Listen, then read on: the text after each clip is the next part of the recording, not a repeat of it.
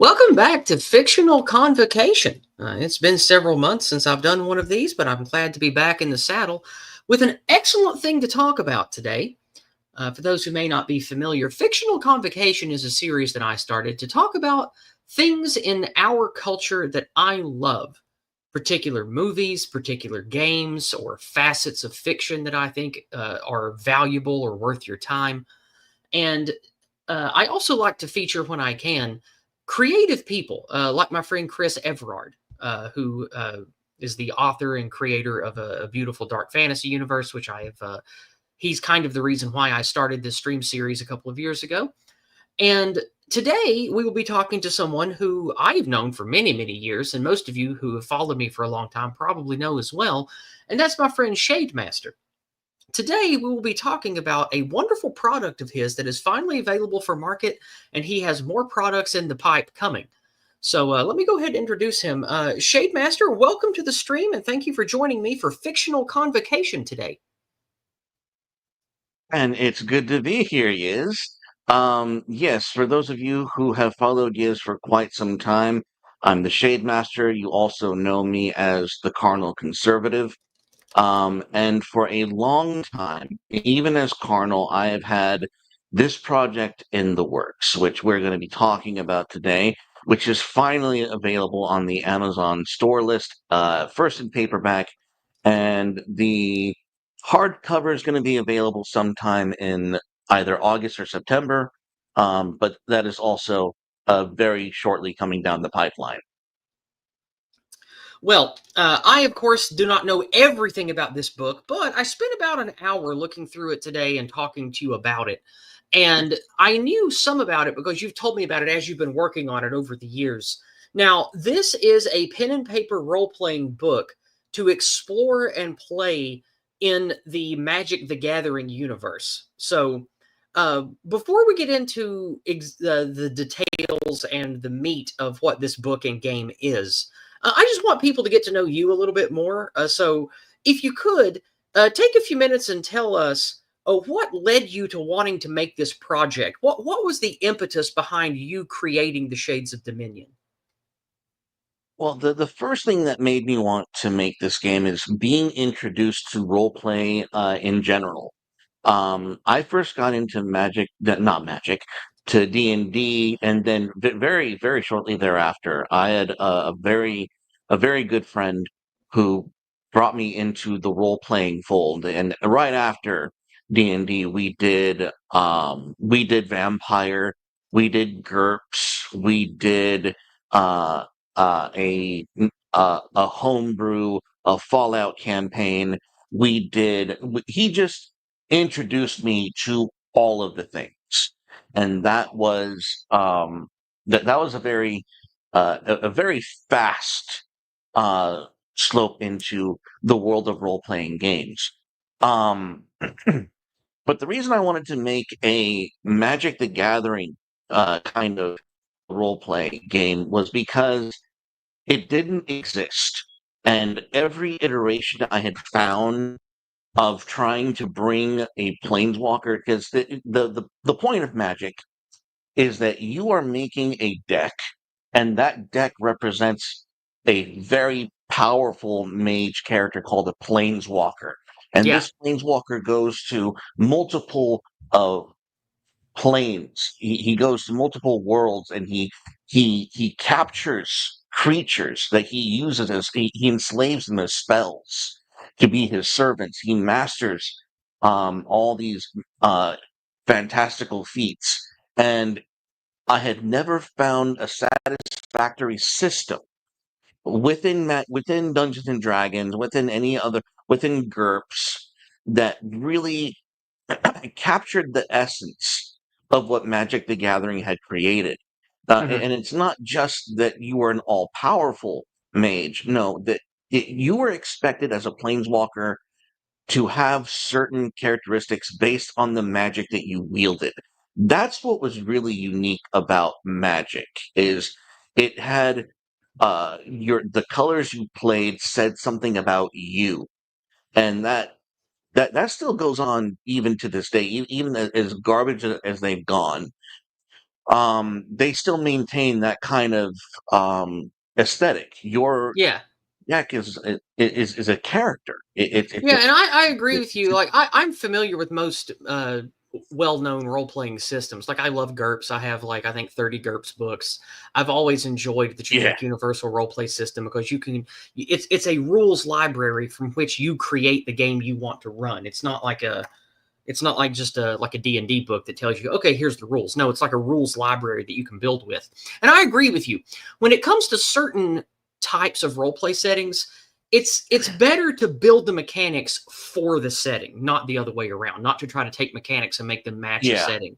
And the closest analog that I can think of in all of the role playing that I'm experienced with to what a planeswalker, what a Shades of Dominion character would be, is a powerful awakened mage from Mage the Ascension from World of Darkness back in the 90s. And yes, that that also, like a planeswalker, needs its own special set of rules because beliefs and not just beliefs, but emotional framework of a character, personal experiences, outlook on the world, belief in what the cosmology is. Those things shape what the mage can do and what the mage is bound by, and that needs its own specific mechanics to represent what that setting and what those characters are. And I feel like that you have captured that with the Shades of Dominion pretty well for a planeswalker character from the the Gathering universe. So your impetus, one of your main impetus, impeti, how do you say that word? So a main impetus for why you made this was there was simply not this product available. So you set out to make it, right? correct. And I almost knew from the start that I would have to begin from the ground up. And it would be this is guys, this is decades in the work, and you can testify to that. I think Mm-hmm. you have been aware of maybe half of this process. Mm-hmm. Like Yeah, I the know you've been way telling me about the it for years. the time and the just and all of this is while I'm doing like a regular day job. So this Mm-hmm. is really like a one man band kind of thing. Even down to the art mostly. But Yeah, it's because I remember talking to you for the last few this, years about how you really mastered using different AI programs and art programs to make the magic card esque art for your book, and a lot of it looks great. Like I looked through the art, the first thing in the book, just to look at your images, and the artwork's great. We'll look at some of it later. yeah. But okay, so that was the beginning impetus of making the Shades of Dominion, and then Wizards of the Coast, Woketards of the Coast, as our chat accurately Yeah, I points saw out, that. shat the fucking bed. Like the whole thing with the quartering and Yeah. the pedo judges, that whole thing turned this project into something that was more of a hobby to something of like I need revenge now. Like I need blood. And that was compounded. They pissed me off even more because what they then did is they took the sets of Magic the Gathering from uh from some of the core sets of Magic the Gathering and the realms and the setting and whatnot. And then they compiled those and put them into D&D um D&D source books. Like they took the Magic the Gathering material and put it in D&D. They did a crossover.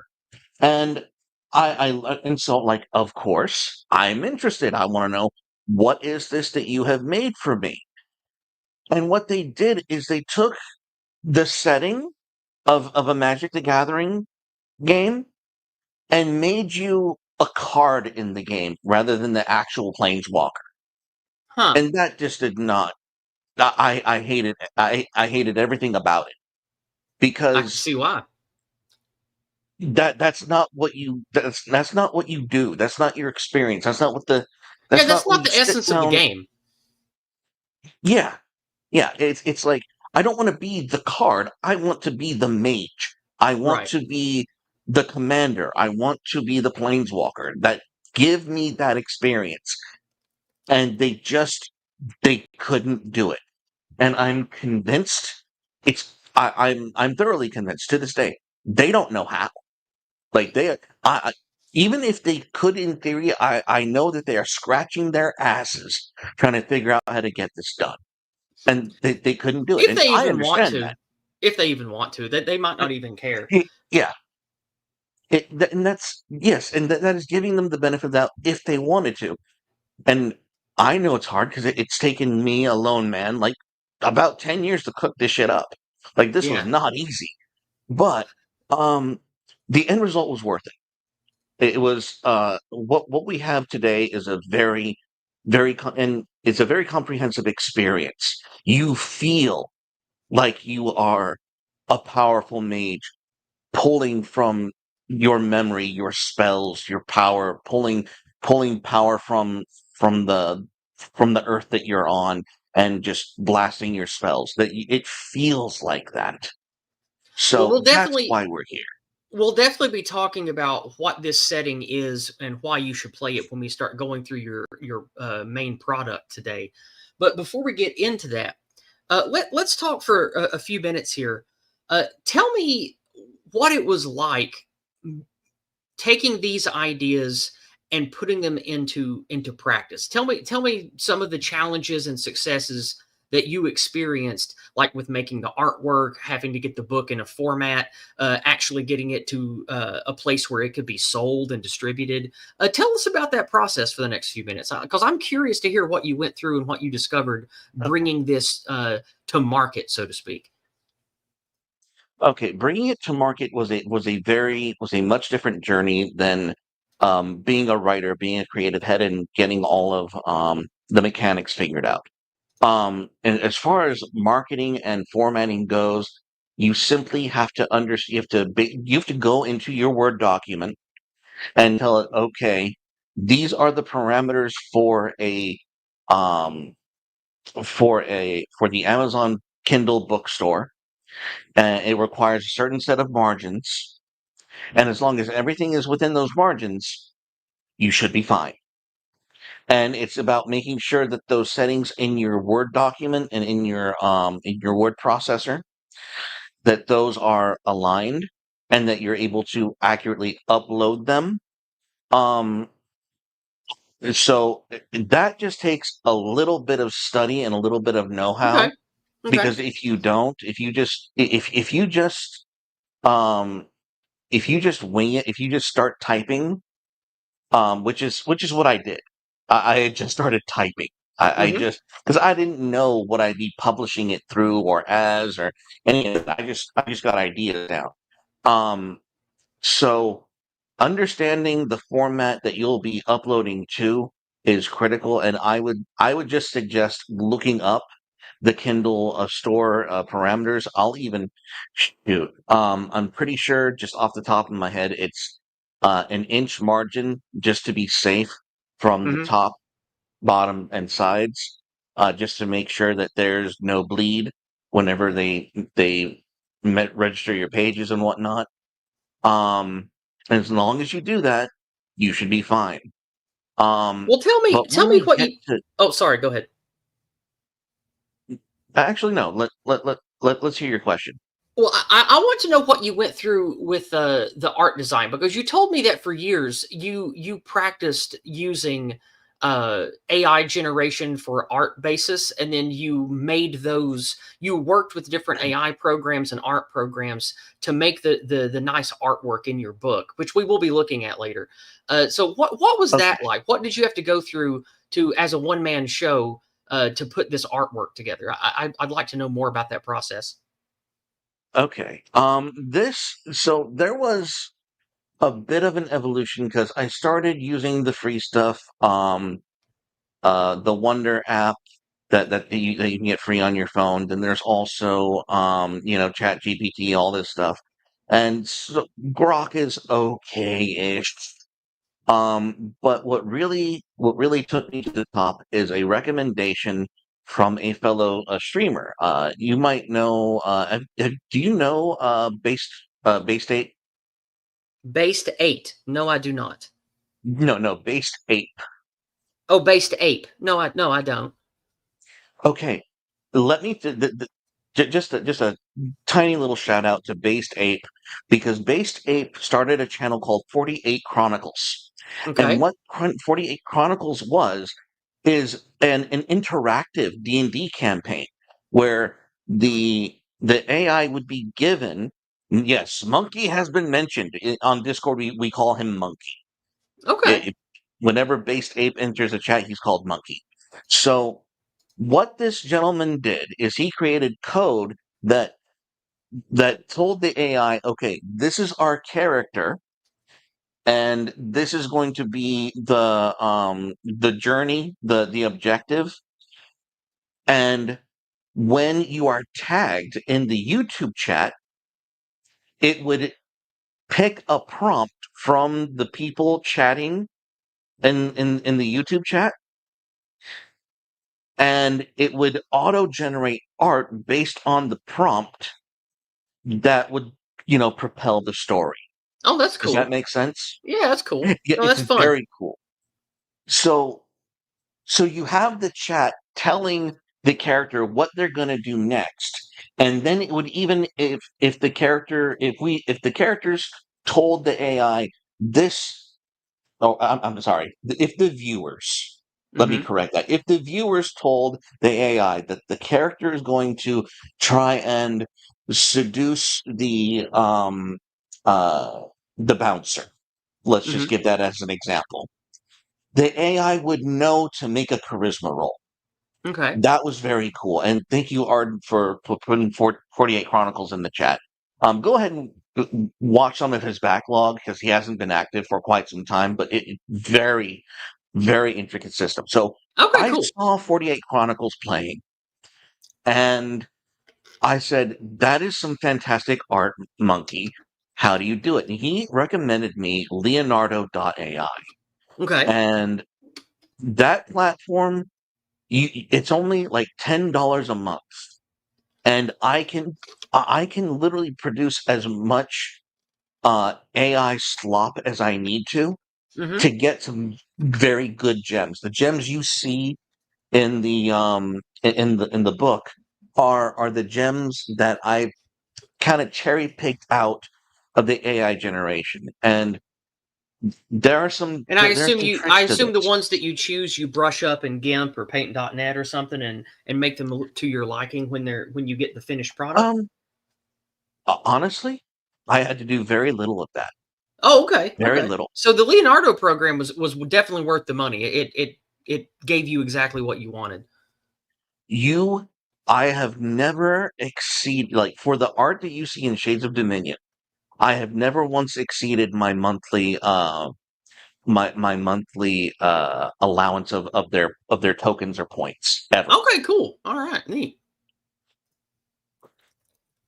And so Leonardo AI was a huge help in getting me to um and not only that, I would do streams where I would present where I would change magic cards into actual NPC templates for Yeah, Shades of that Dominion. was the last thing I wanted to talk about with you before we got into the book. Is you mentioned to me that one of the things you worked on was writing your own code for how to take existing magic Yes, cards yes. and have it translate them into the mechanics for your game system. Like, let's tell us about that, and then we'll actually start getting into the book. Okay, so before we begin, understand that the creator of this game is not only highly creative, I am clearly autistic. Like there's something I'm very particular. I need it. I need to make it make sense. And so before I even began on this project, I needed to know um, what is the most powerful effect at the cheapest cost at the lowest rarity. Like that's the level of specificity I went into with this project, Okay. and it was time consuming. So what I was able to do, and through this code that I've generated is I've been able to account for power scaling for rarity, um, and how that power scaling affects just not just mana cost, but how it would affect how skilled or how difficult a monster is, uh, Hmm. how much uh, how much a certain spell should cost based on its rarity, because there's no rarity in a role play game. You're just the spell is the spell.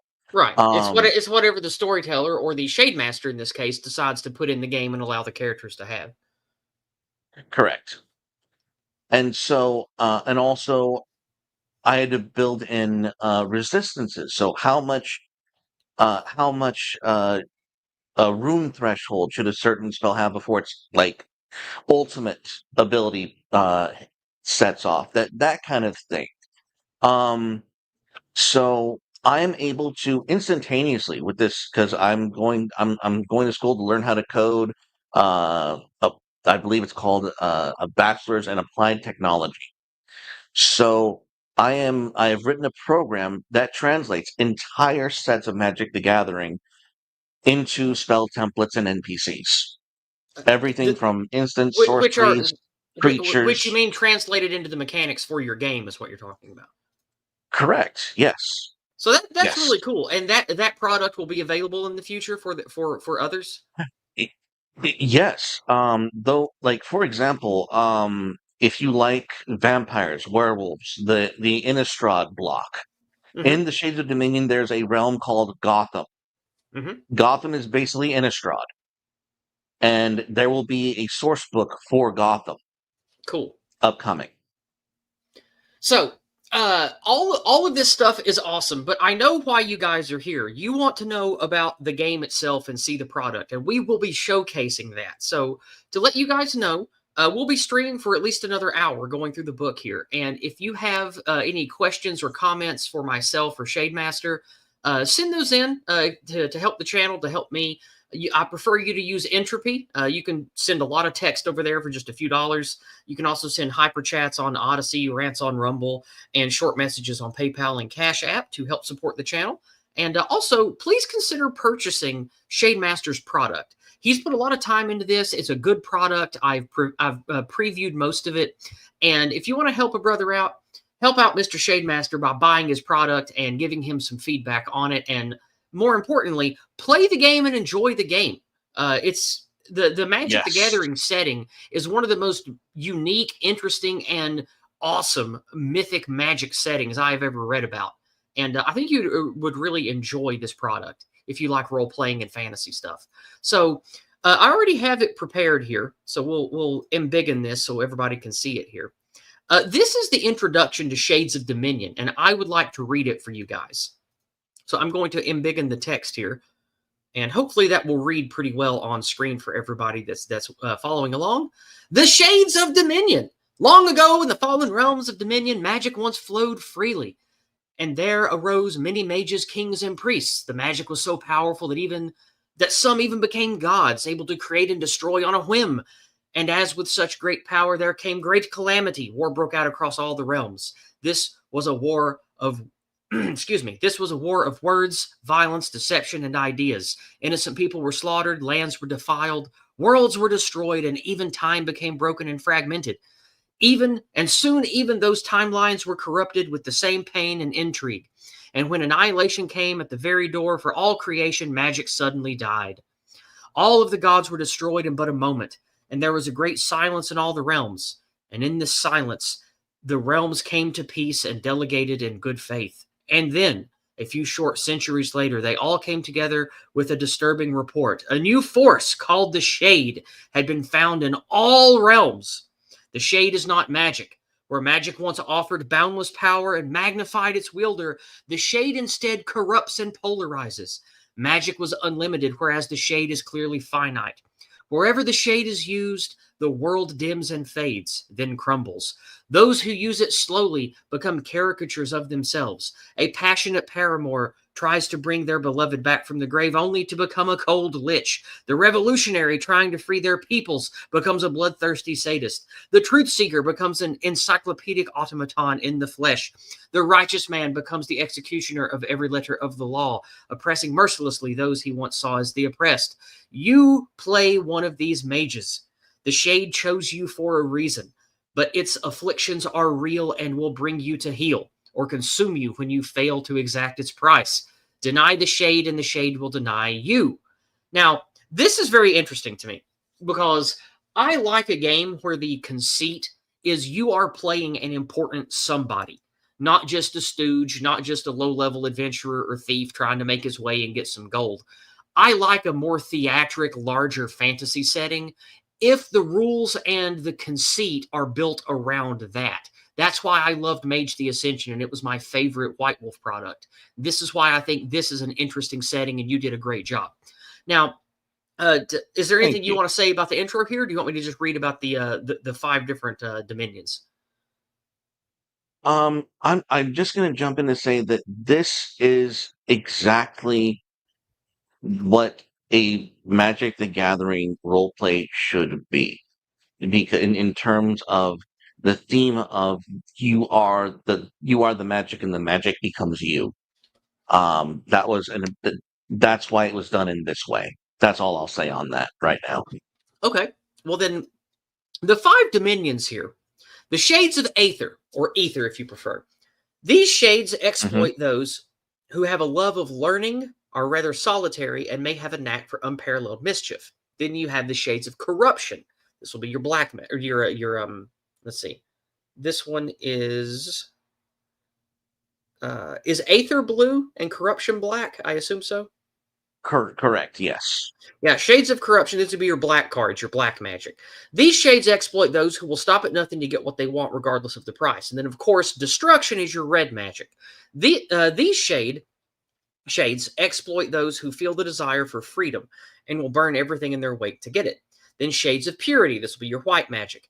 These shades exploit those who feel a sense of honor and duty to that which is good and true, honorable and just. Then, of course, green, which was always one of my favorites. I liked green and blue the best when I played. Shades of Vitality. These shades exploit those who love to feel nature's might and see the balances of life before their eyes. I'll keep reading here because it's interesting. Each shade contains a Okay. different form of power that is reflective of each individual's personality and even powers their skills and abilities. You will travel to various realms, each a world of its own, to learn new spells, discover powerful artifacts, and create new shade summons. And most importantly of all, the shade itself. Because shade in the realms is very scarce, and it takes a shade mage like you to use your shade vessel to find, extract, and unleash the shade using your powerful spells. Unfortunately for you, you are not the only one seeking this rare power source. And worse yet, the shade disrupts the realms it is pulled from. Each time you draw from their reservoirs, they become weaker, and the drawing shade from them becomes dangerous until the shade is completely depleted and the realm is destroyed. The shade of each realm will probably be guarded and in possession of the realm's natives, or worse yet, it could already be in the service of another shade mage. You will have to learn to fight and maneuver, with and without the shade, or plan and gather as much shade as you can find while you have the shade to fight for them. Ultimately, the choice is yours, but life as a shade mage in the realms has proven to be rather short-lived. Only the quick and the strong survive. While you are finding more shade, others will be looking for it too. You will be depriving the realms of their home, and they will come after you. You must learn how to deal with these threats while taking strides to accomplish your goals, whatever they may be. And we'll leave it on this image because one of the things I like about the conceit of this, I always liked games where you have to be concerned, not necessarily role playing games, but card games, video games, computer strategy games, where you are represented as a powerful hero, but that hero is connected to holdings, worlds, realms, and is beholden to powers light and dark. And you have to manage those. You have to make compromises and sacrifices to achieve the goals you want. You don't just run in with a powerful sword and try to hack everything to get XP and gold. Like, that's fun and has its place. We all like that kind of stuff. But I like a more complex, deeper thing that represents you as a powerful or mythical or deific force having to manage and deal with other similar forces in the universe you occupy. It's one of the reasons I like 4X games, where you have to manage things and expand territory and worry about politics and power consumption and things like that. And the thing I like about this game is you play a very powerful character, but your power is tempered not just by the internal forces that pull inside you for your power, but also with other powerful beings like yourself. You have to contend not just for holdings, but for magic itself with other competing little godlings, these shade mages and other powerful forces in this interesting complex universe. And if that intro sounds appealing to you, that's great. I think this is uh, one of the most interesting takes on playing a powerful godling in an interesting fantasy setting that I've ever come across. So, is there anything you want to say before we move to character creation and talk about that for a while? Not quite, because most of what I want to talk about we will learn in character creation. Okay, then Again, yeah. I didn't mean to talk over you. Go ahead. No, no, it's just that as character creation unfolds, you are going to see um, just how autistic I have been in creating exactly that paradigm. It was so because it is so crucial to the experience, Yeah, and I because needed to capture it perfectly. yeah, you did a good job. I like the mechanics here, but we'll get into that. So let's just read character creation here. Here you will begin crafting your shade mage. This step-by-step guide will take you through who your shade mage is at their core, what motivates them, what experiences have molded them, and how the shade became part of their lives. Either roll or select the options that are most appropriate to your initial conception of who and what they are. This process will guide you to making a fully fleshed out shade mage capable of accessing and utilizing the shade. If you, for some reason, do not wish to make a shade mage, but rather a typical humanoid, medium sized character, simply choose your essence and background and then continue to page 99 until you complete the other items and next steps. One of the things I like about your mechanics is you create people with the same template. There are just extra steps for making a shade mage. Now, the most important part of picking the character, of picking your shade mage, is the essence. The essence of a shade mage describes their moral compass and behavioral tendencies and represents the driving force behind their actions and decisions. It is the spectrum of ideals, values, and inclinations that shape how they interact with others and the world around them. It's also the filter by which the shade grants its many powers and abilities. And you can either start by choosing or rolling for your essence. And the 9 essences are virtuous, Delphic, sinister, honorable, enigmatic, cruel, maverick, devious, or nefarious. So, do you want me to pause here and you talk about this critical part of character creation? Yes, and for those of you who know role play games, and if you're very proficient in D&D, this is your alignment. Then and that's not hard to see. This is your lawful good, chaotic evil chart, Hmm. and but it does determine the kind of mage that you're going to play, the kind of the access to the dominions that you're going to have. And just because you are either honorable or cruel or sinister, it that doesn't mean that you will be pumping out all three types of spells. That's just your possibilities.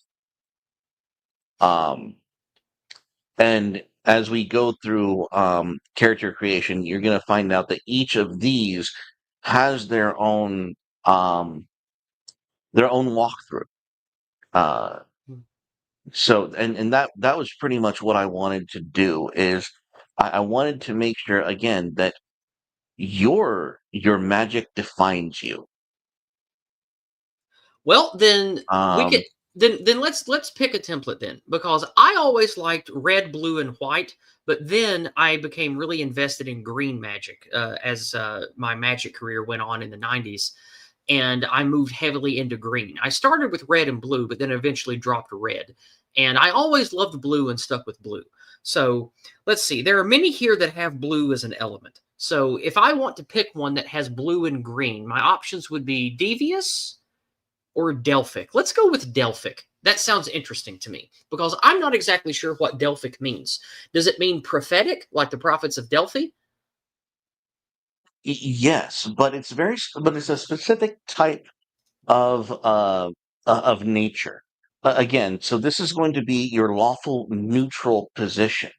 So you're going to prophesy and you're going to know, but you're not necessarily going to be inclined to act per se.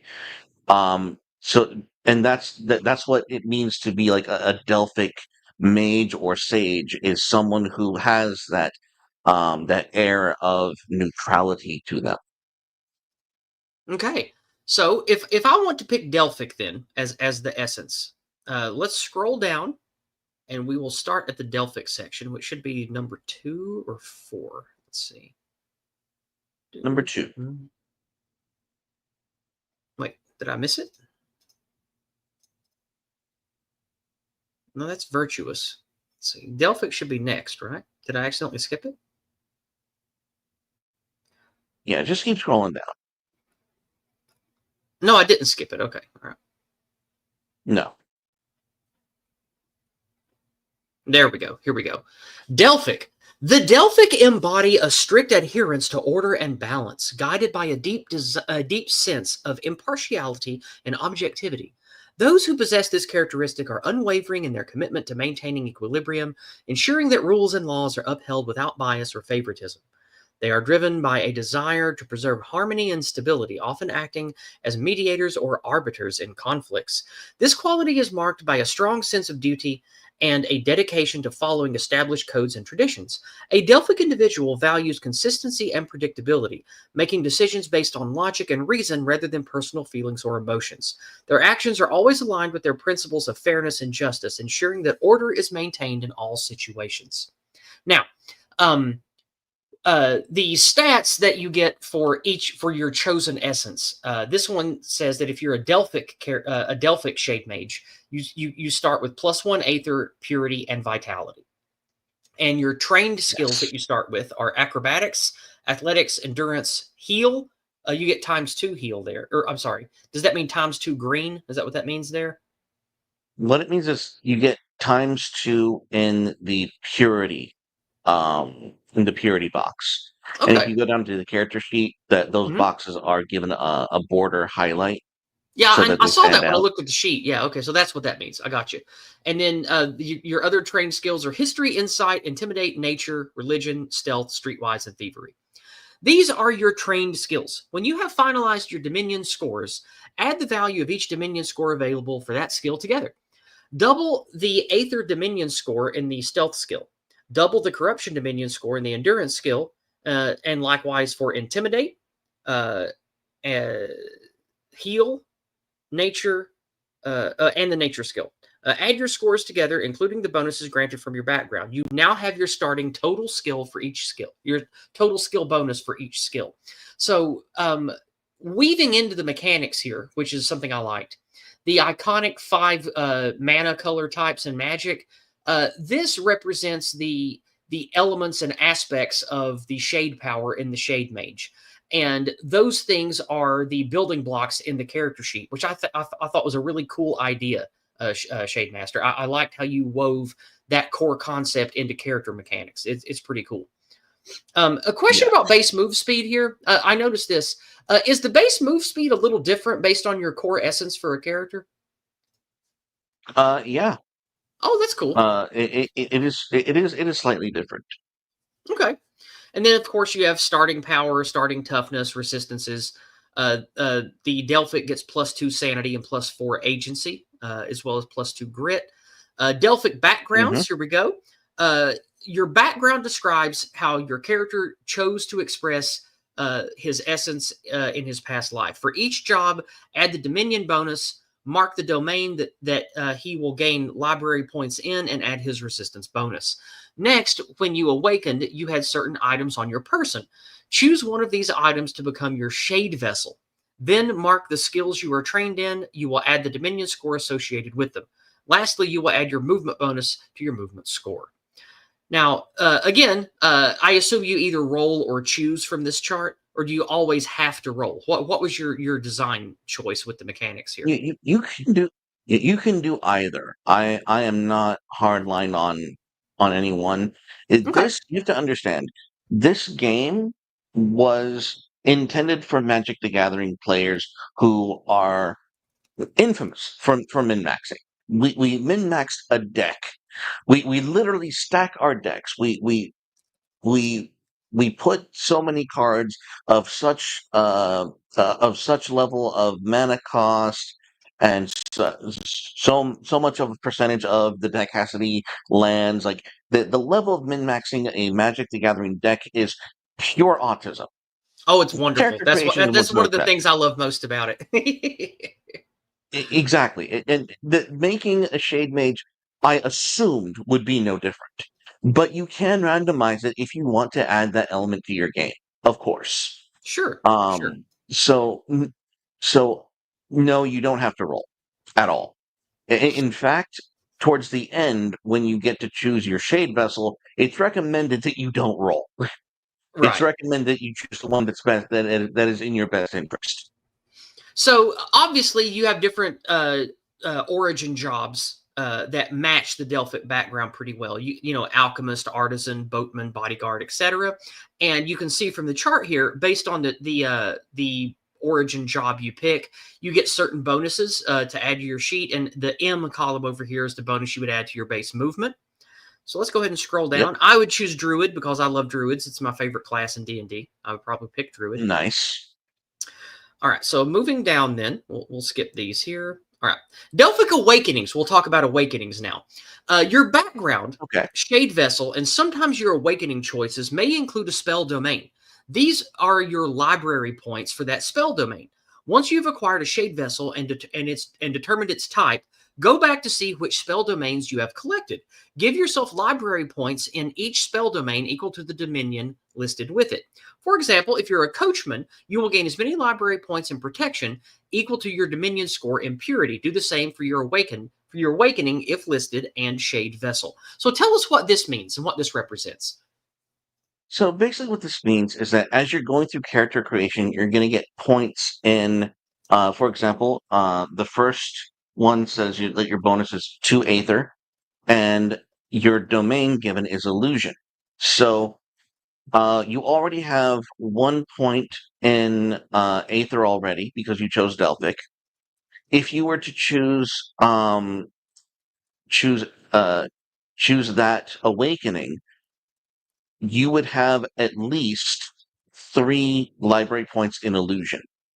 Again, and if you chose another a Shade Vessel that was also Illusion oriented, you would have a +4 Aether. So you would have 4 library points in Illusion. Mm, Does that make sense? yeah, of course. All right. So uh, here's your awakening scenario crippled by the explosion of one of your experimental constructs, realizing the injustice of the realm and becoming determined to set it right, or being caught in an apocalyptic blast. That's a cool one. Accidentally Yeah. realm travel after being memory wiped. That sounds fun. That's a good start to a fun game. Yes. Elation at winning the favor of a deity or a leader you adore. Let's talk about deities for a second. In the opening of the book, it said that the gods were wiped away. What does a deity mean now in the current state setting of the universe of Shades of Dominion? What does a deity mean now? Well, what a deity means now is basically a shade mage that has risen through the ranks. Like you have essentially overlords over Okay, what I call the Haven realms. okay, Each dominion has a Haven realm, mm-hmm. but they're not necessarily places you'd want to stay for very long because the people there are more interested in the existence and primacy of the realm rather than your own personal Okay, welfare. so sort of like a realm lord in Ravenloft. These deities are very powerful shade mages that are heavily invested in their particular holdings and want to keep their realm stable and not exhaust the magic of the shade so it doesn't fall away. So they're interested in guarding and preservation and tending to the creatures of that protected realm. Correct. Okay, cool. So let's move on now. And now let's go down to shade vessel types. This is what I was looking forward to. Each shade vessel type has the Ah, following shade affliction. Every spell crafted using this shade vessel must include at least one spell template from its library type. For example, every spell made using a psychic shade vessel must include at least one illusion spell template. Your background shade vessel and sometimes your awakening choices may include a spell domain. These are your library points for that spell domain. Once you have acquired a shade vessel and determined its type, go back to see which spell domains you have collected. Give yourself library points in each spell domain equal to the dominion listed with it. For example, if you are a coachman, you will gain as many library points in protection equal to your dominion score in purity. Do the same for your awakening if listed in the shade vessel. Yeah, we read this earlier. The reason I like this Yes, is again the closest analog to this, but it's not really the same thing at all that I know of, is Mage the Ascension, where there were 9 spheres of conceptual magic, but not every mage has access to all of those spheres, and those spheres are exactly. represented. Those spheres of magic, those spheres of creation, are interpreted different by your philosophical beliefs, your religious beliefs, and the actual tradition through which you learned how to work magic. So the forces sphere is about all of the forces of the universe: electricity, heat, cold, magnetism, that kind of thing. And let's say you are an ascetic monk and you are a Tibetan awakened mage, and you learn about the forces of the universe through either Buddhism or the Tao. And so those forces to you represent different frequencies of the great harmony of being. So you might have a prayer wheel and you pull up the prayer wheel and turn the symbols to represent the different forces of the universe. So you are bound by that paradigm. So you have to use your prayer wheel and you have to be able to express what you want to change in the world around you through your token items, through your religious beliefs, and through the philosophy you have. And then that allows you to make your roll. You roll arete, they say, which is your ability to conceptualize the change in the world you wish to make within your paradigm. And the closer the change is to your paradigm, and the less obvious and violent those changes are, the easier it is for the mage to pull off that difference. For example, let's say that Tibetan monk or Taoist monk thing that I proffered wants to bring balance and harmony by changing the violent forces of a storm that is threatening to maybe upset trade or topple a small boat or small ship in the harbor, wanting to bring harmony to the balance of nature. That's very much within the paradigm of that character that I just pitched. Also, if you're only wanting to stop a building storm, that would just be a what they call there's vulgar and coincidental magic in Mage the Ascension. Correct. So that would be a coincidental effect, because it's not like you're just making someone's pants catch on fire or making a building explode for no reason. You are working magic to coincidentally bring about the effect that you want within the existing conceptual paradigm that the world already is. So that would be a much easier effect for that monk to pull off.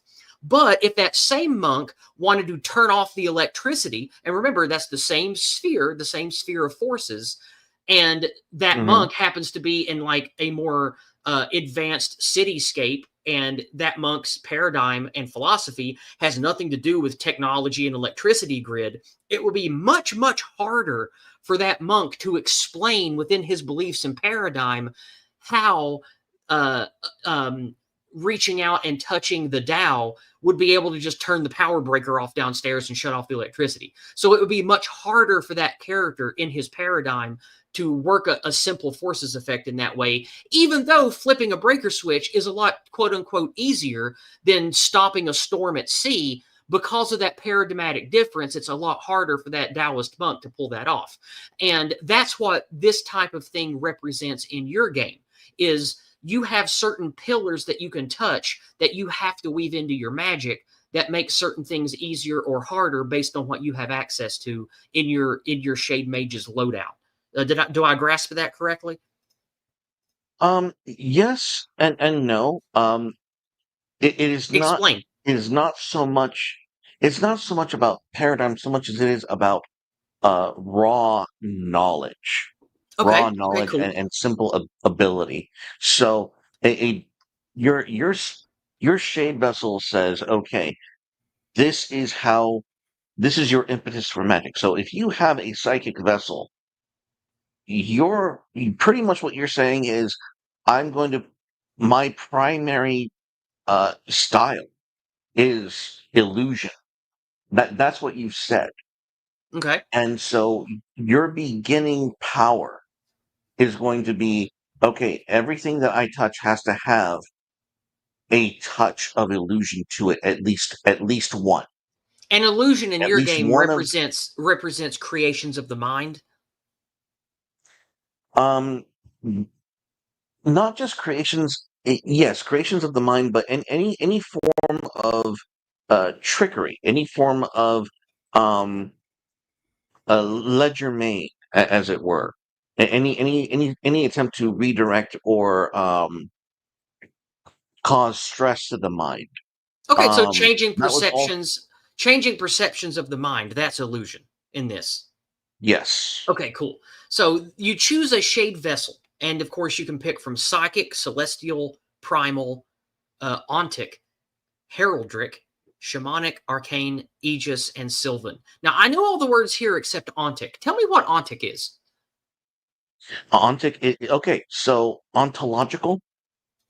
the ontological form of words, the Okay, knowledge of words. so that is what that is. The Okay, I thought it might be that. ontic ontic is simply knowledge. Cool. That's Okay, all it okay, is. I like it. All right, then continue your Shade Mage on page 99. Well, I am going to jump us all the way past the other character paradigms, and we're going to go down to 99. And yes, there is 9 of them, Okay, there are and you 9. can load them out in a series of different ways. All right, page 99. Now we talk about the nuts and bolts of the character creation past the primary choices. Resistances is first on the list. As a Shade Mage, you have inherent resistance against certain kinds of spells and rune casting. Your natural resistance is initially determined by your own individual essence and background. Now, since I am also kind of new to this and haven't fully read it, tell me why rune casting is capitalized. That clearly means it's a specific type of magic working. Tell me what rune casting Okay. is. Rune casting was the solution to a problem. So again, this is a card game with very powerful board wiping changes and effects. So Right. again, autistic need to make it make sense. Hmm. So if you had a particularly powerful effect of tapping, removal, destroy, exile, which is like removing from play, Hmm. um, I had to justify how those effects would affect a role play setting. Hmm. And rune casting was the solution. I was playing a lot of Elden Ring, Okay. and I noticed that certain effects didn't hit the monsters until you got to a certain level, until you got a certain level of buildup. Okay. Runes are your build. Rune casting is your buildup to the more powerful effects of your spells. Okay. Okay. They also have their own static effects on their own. Um, each each each dominion has 2 types of runes. You have a debuff rune and a buff rune. A rune that gives a bonus and a rune that gives a debuff, A a penalty. penalty. Yeah. And so what these resistances tell you is how much of these runes you can take on before the more dramatic effects of the spells in the world Oh, I see. Okay. um, So like if hit you you so for. if like you're particularly resistant against corruption, somebody would have to stack more black magic on you to poison you with a poison effect. Correct. Okay, cool. And then we move on to sanity after resistances. Sanity represents your innate resistance to mental attacks and spells that target the mind and perception. And I assume that illusion is part of that. Yes. Whenever the number of stress or focus runes exceeds your sanity, and a skill test roll is failed, a debilitation is activated. The standard debilitation is simply becoming exhausted. Sanity is your toughness plus the bonus granted by your essence and background. Anything you want to do to talk about sanity before we move on to coil? It's exactly what you think it is. Sanity spells or illusion spells basically either add stress or say once your stress or tokens exceed sanity, your illusion spells automatically take place. Like there's no roll. Like they automatically they're automatically fooled, so to speak. Okay. So when you add stress runes to a target, your illusion spells become far more potent. Oh, okay, cool. All right. Coil. Coil represents the strength of your connection between the body and soul. Whenever the number of blight or curse runes exceeds your coil, you will permanently lose one toughness each time you become exhausted. In the case of curse runes, an exception is made for becoming exhausted from making a primary attack. Coil is toughness plus bonuses granted from essence and background. Now, I like coil. That's a nice way to represent body and soul. That's a cool word. I approve of this word usage. I like it a lot. That's great. Anything you want to Yes. comment on about coil before we move to grit? Well, obviously, coil is the corruption or the black ability, and it represents the black mage's need to hold on to mortality. Like that's exactly what coil is, Okay, and of course, blight and curse runes, they're exactly what you think they are. So let's just move on. sure. Grit represents your will to push forward despite physical or psychological distraction. As a half action, you may remove bleed or frenzy runes equal to your grit at the end of your turn, so long as there are less runes than your total grit. Okay, that's cool. That's like a mix of in other games, like your toughness check, your fortitude save, your constitution score, that kind of thing. That represents just how your force of will to persist through physiological hardships. And physiological, of course, includes the brain. So you've got this represents your will to persevere through hardship.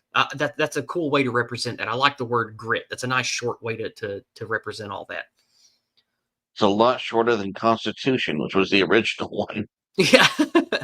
No, grit's cool. That's a cool word. The only other time I've seen grit in any game was a little bit in Deadlands, but I don't think it was an actual stat. And then it showed up again for gunslingers in early Pathfinder. That's the only time that I can recall seeing grit as a mechanic in anything. And I like when that word comes up. Excellent word usage here. Next is agency. Agency represents your will to maintain your confidence, liberty, and independence despite a form of pressure, guilt, anxiety, or shame.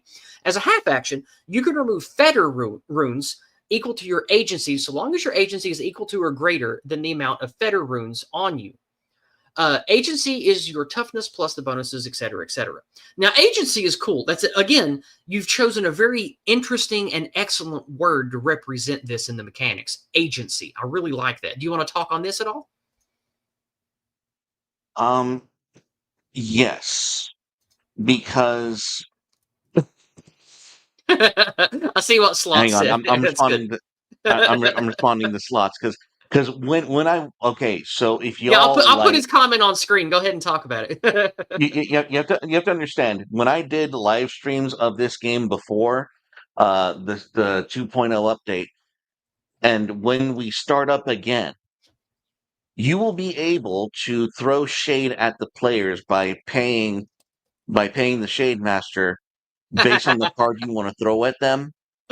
Um, what they what they're so what slots did is slots paid me $40 Oh to wow! throw a demon with an Eldrazi aura attached to it. Oh So no! the players had to fight off this monstrous demon.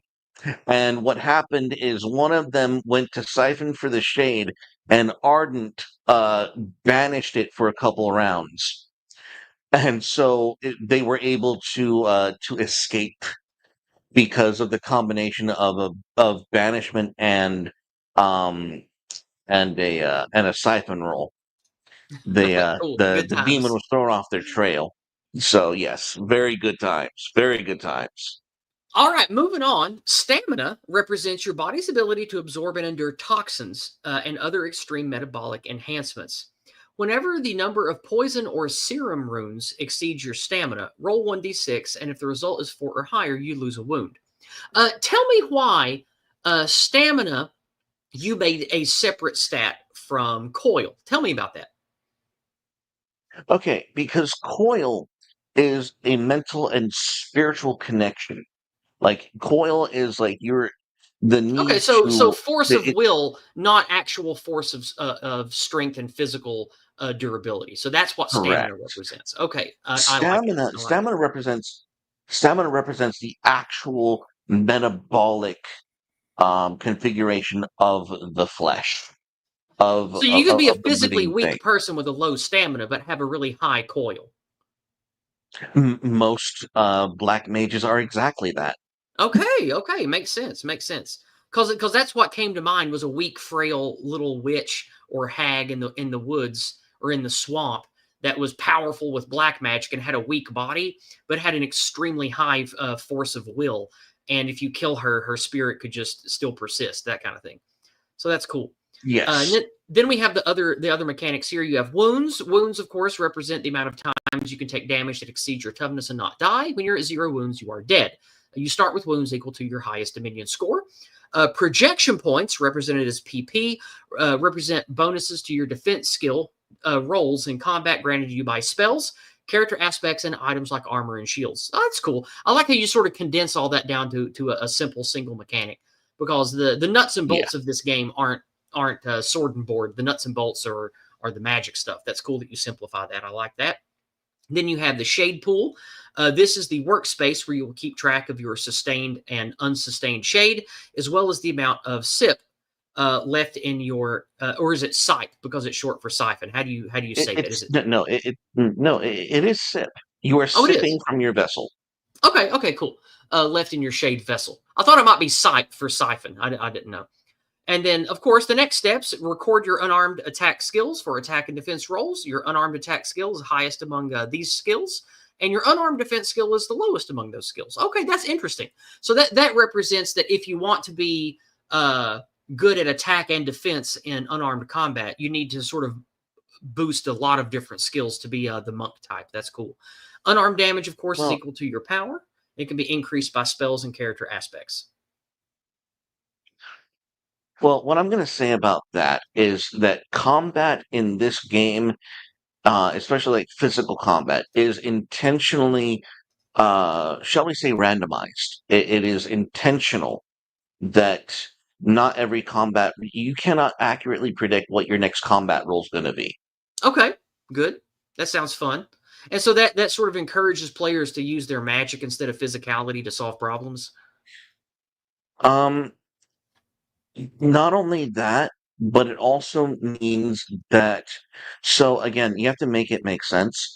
I had to make sure that the strategies and power level of a sneaky ninja mage was just as valid as a club wielding barbarian red mage.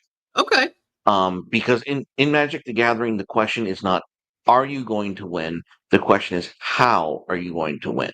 okay. So, combat and weapons and combat rules are likewise dynamic. Well, then I have a question about mechanics. This says unarmed. Tell me, how Yes. does this different from armed combat? Um, from armed combat, Yeah, because this says unarmed. So I'm curious, like later, will there be rules for like using swords and staves and spears and things? unarmed damage is just without a weapon. Yeah, that I'm curious You're because so the reason why this is part of character creation is this just represents your raw unequipped stuff, but there will be rules for like equipment combat later. oh yes, Okay, absolutely. cool. Then let's talk about shade vessels. Your first shade vessel is determined by what you had on hand when you awakened. This was mentioned earlier when we read. It is now a magic item that allows you to interact with the shade. Your shade vessel is the object that permits you to make siphon, sip, and sustain rolls. It also permits you to cast cantrips that will give your skill tests a boost when you need it. Your Shade Vessel also determines what kind of spells you are able to create and cast and what effects occur when you siphon or stain. Excuse me. Your Shade Vessel also can convert the unstained shade you did not successfully stain into stained shade. As a half action, you may convert 3 unstained shade into 1 stained shade, as long as your Shade Vessel is in your possession. Now, this is touching on mechanics that I don't know yet. Do you want to wait to talk about those, or go ahead and talk about it now?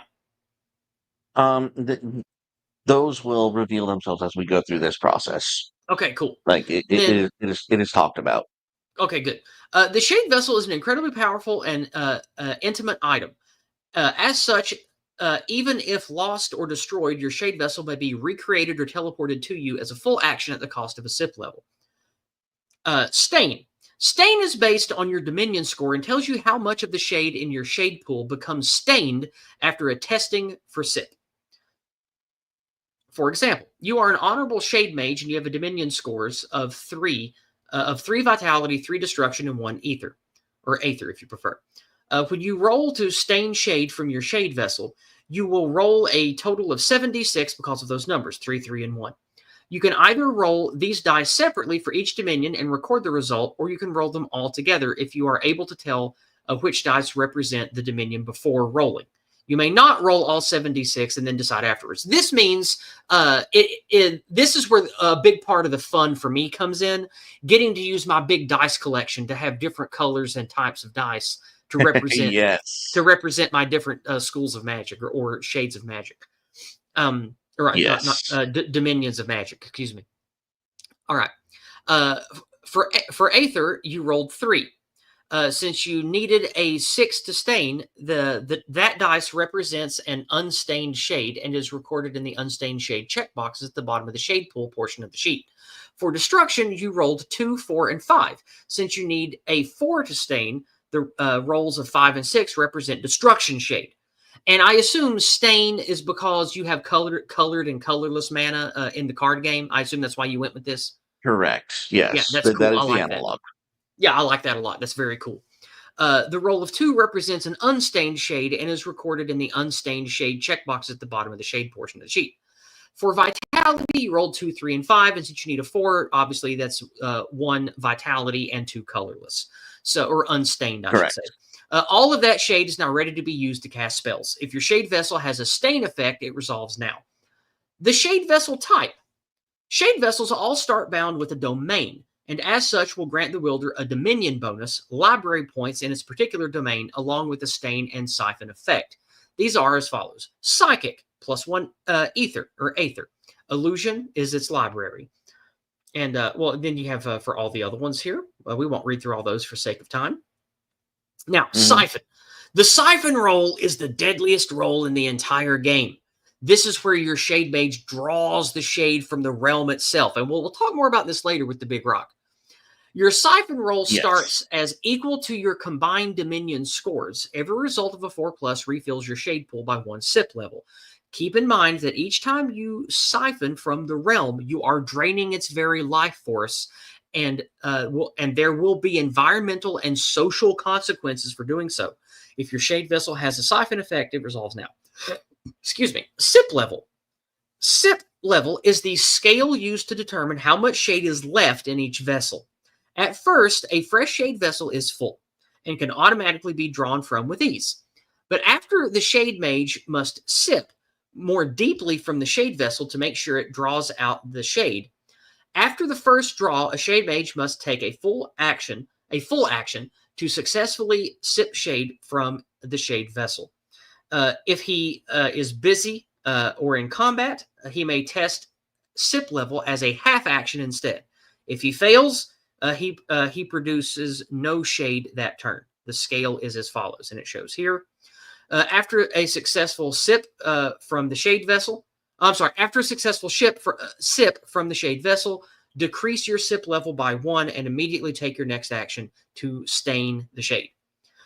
Shade tests and cantrips. Now, before we move on, tell us this process. of you obviously start with your vessel, the thing that is your primary method through which you draw mana to work effects. Now the sip level is you siphoning off of that. Now I know siphon is another mechanics word, but sip is you carefully drawing from that to work effects. So, is there anything you want to Yes. talk about in the mechanics before we move on with why this exists and how it's used? Okay, what I will say about this is yes, this is very um because there's an action economy at play, because we're dealing with half actions, full actions, things of that nature. Um you do need to basically take into account why this is so difficult. And the reason that it's so difficult is because once you have the shade, you don't need to roll. Once you have shade, no more rolls are made. You just need to spend the shade, and the spell takes effect. Okay. Well, let's move on quickly, and then you can give me an example of a scenario and a round or two of combat, because we have people in the chat wanting to actually understand the gameplay loop and how the mechanics work. So after we read a little bit more, we'll pause and you can give us an example, and that will bring things together that we've been reading about. So after SIP, we have shade tests and cantrips. Your shade test or Mhm. cantrip, your shade test slash cantrip bonus is an excellent tool to help you explore the realms. These stats are equal to your highest Dominion score and scale together. Cantrips, sometimes a Shade Mage needs a little extra assistance beyond mortal capability. The Shade is more than happy to oblige. Using the Shade to assist in everyday activities or perform basic tasks are called cantrips. After having failed a skill test, a Shade Mage can pay one unsustained Shade to add his cantrip bonus to his failed roll. This bonus can only be applied once. So that's cool. You can spend your colorless mana, so to speak, to give you a bonus to try to help you succeed on basic tasks. That's nice. Now, shade tests. Yes. I assume this will be a very important mechanic. The shade test rolls occur at the discretion of the shade master. That's the dungeon master or games master in this game.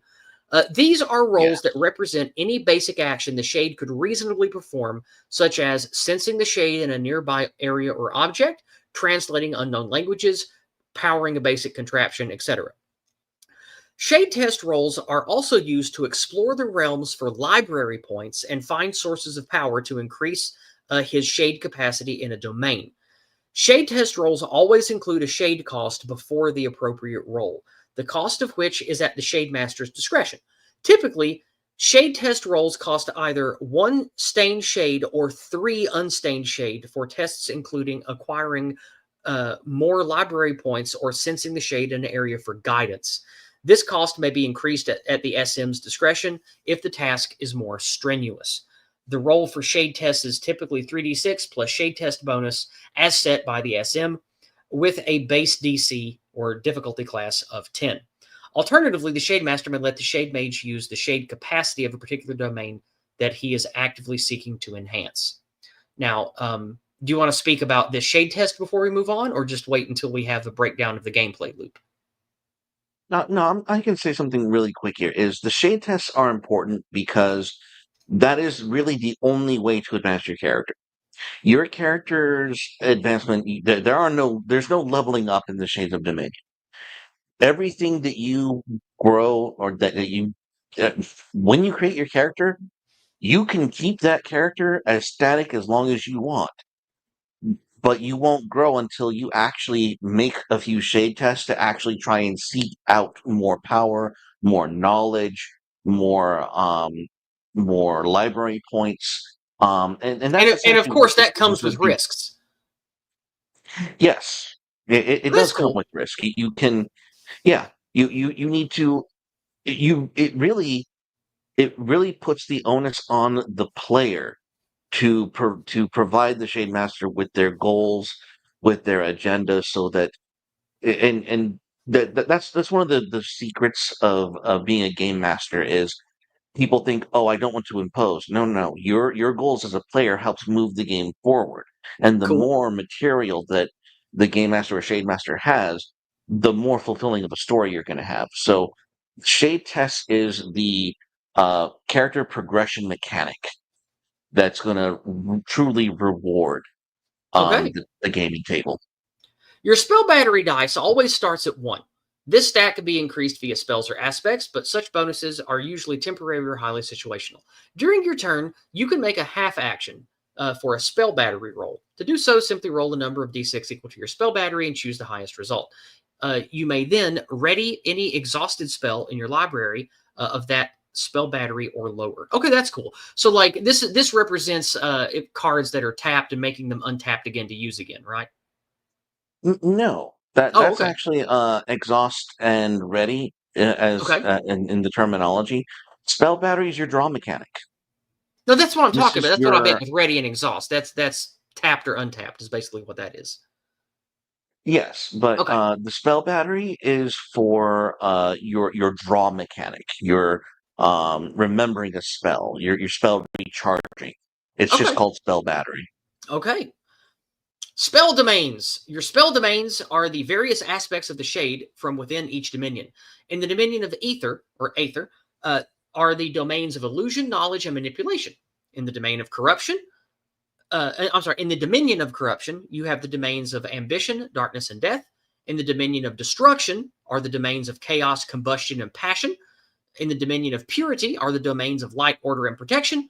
In the domain of vitality in the dominion of vitality are the domains of growth, instinct, and nature. Each domain has two equal and important parts: shade capacity and library points. Shade capacity is very simple. Is very simply the amount of shade any spell you create or cast can contain. Shade capacity is determined by the Dominion score of that domain. So a Dominion score of 5 in Ether will mean a 5 shade capacity in the domains of illusion, knowledge, and manipulation. Okay, that's pretty straightforward and simple. I like that. When casting a Hmm. spell with two X's, I'm sorry, with X, X cannot add more shade to that casting than the shade capacity of the spell based on the domains it contained. And with the example of 5 earlier, that would mean 5 would be the cap for that. When spell Yes, twinning or mixing and matching spell templates from different domains, you are limited to the lowest shade capacity. That's cool. So, like if you have 2 blue and 5 black, but you're doing a blue black effect, you're still limited to 2 because that's the weaker of your power, right? correct. Yes. This is also important to consider when casting spells while wearing armor or being under any effect that increases the shade cost of your spells. Wearing armor, for example, can add a shade cost penalty that increases as what you are wearing makes it more difficult for the shade to move naturally through you. Note, you cannot create spells for domains of which you have no shade capacity, regardless of whether or not you have gained library points for those domains. Yeah, that's cool. I like that. So if you actually have no points in a particular domain, then even if you have a library point from whatever background choice you've made or game reward that you've obtained, you still can't create a spell from it until you have the necessary domain to do so. That's cool. I like that. Which represents, in your travels, you can gain things that you can't actually work or create yet. I think that's pretty cool. Now, Yes. what are library points? As you created Library. your oh, no, Okay. I just that was just rhetorical. I'm just getting ready to read. Okay. As you created your Shade Mage, you were given a domain from each of your background, awakening, and Shade Vessel choices. Mark each one, and if you get the same one more than once, mark it again for each time it was given.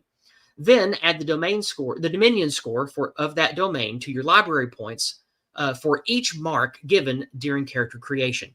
These library points represent your innate knowledge and skill in each domain. You will use these library points to craft your starting spells. Now, tell us about crafting your starting spells, unless you would rather wait till later. Um, that is. I just recently did a character creation stream, and we were able to get everything done except for spell creation. Hmm. So spell creation really is its own stream. Okay, okay. So um, We'll move away we'll from do that for that at now another because time.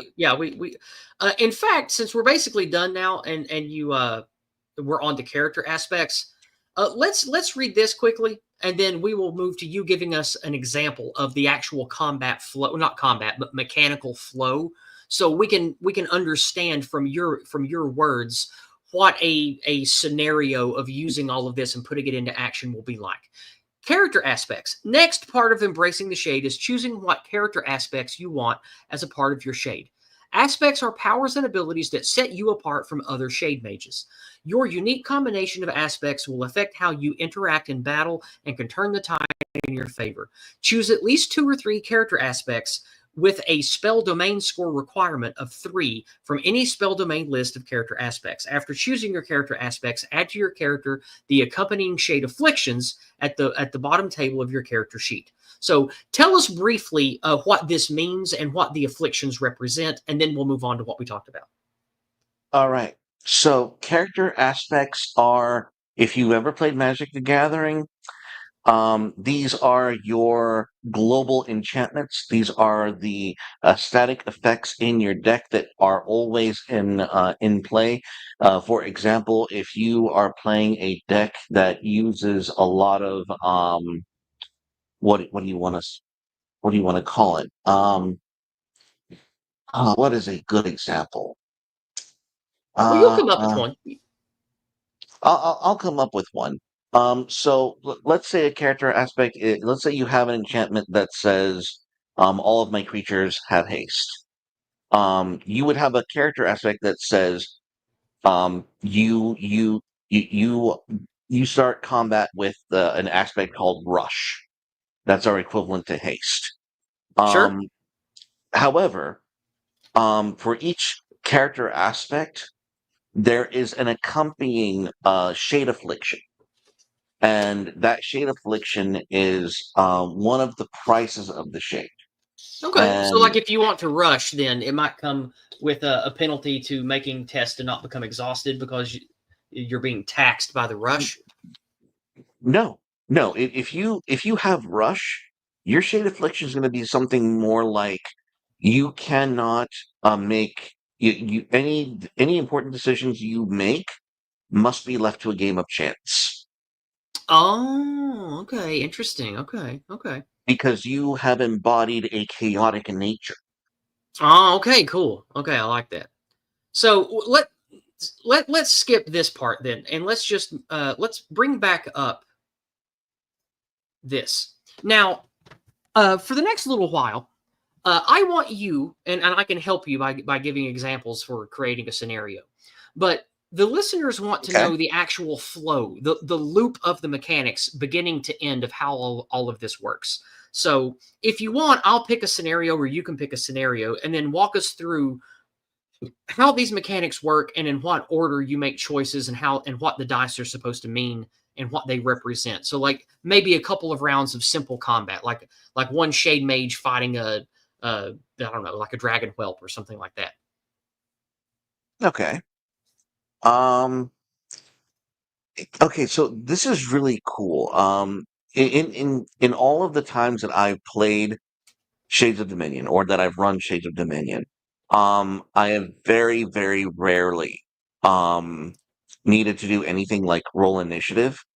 Normally, the players have that already well in hand through their spells, through their tactics and whatnot, because they're so. For example, if you're going to come across a dragon whelp, um, it would be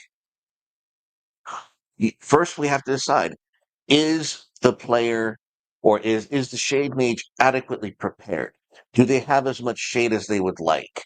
Are they going to start off um, casting an aspect spell to buff their character or to buff a weapon, or are they going to create a shade summon to assist them in combat? There were already players who've made shade summons that would that they would use to empower themselves or to that they could use to exhaust to ping a target or to deal Okay. one damage to a target. Okay. So it depends on your strategy. Um, do you need to make a siphon roll? Do you need to take a full action to stay in your shade? Um, and when it comes to combat, that is also very dependent on. So give me a scenario. So you Okay, sure. are a so you're a shade mage. You come across a dragon whelp. Okay. Um, and that's what's really that's what's really cool is it depends on your play style, Okay. how you're going to approach the situations. Even the character aspects we just talked about, Hmm. they're in three different categories. They're Okay. in shade summoning, they're in combat or utility, and they're also in shade aspects, which is your spell slinging. Okay. So how you chose those character aspects will decide ultimately how you go about taking on the dragon whelp.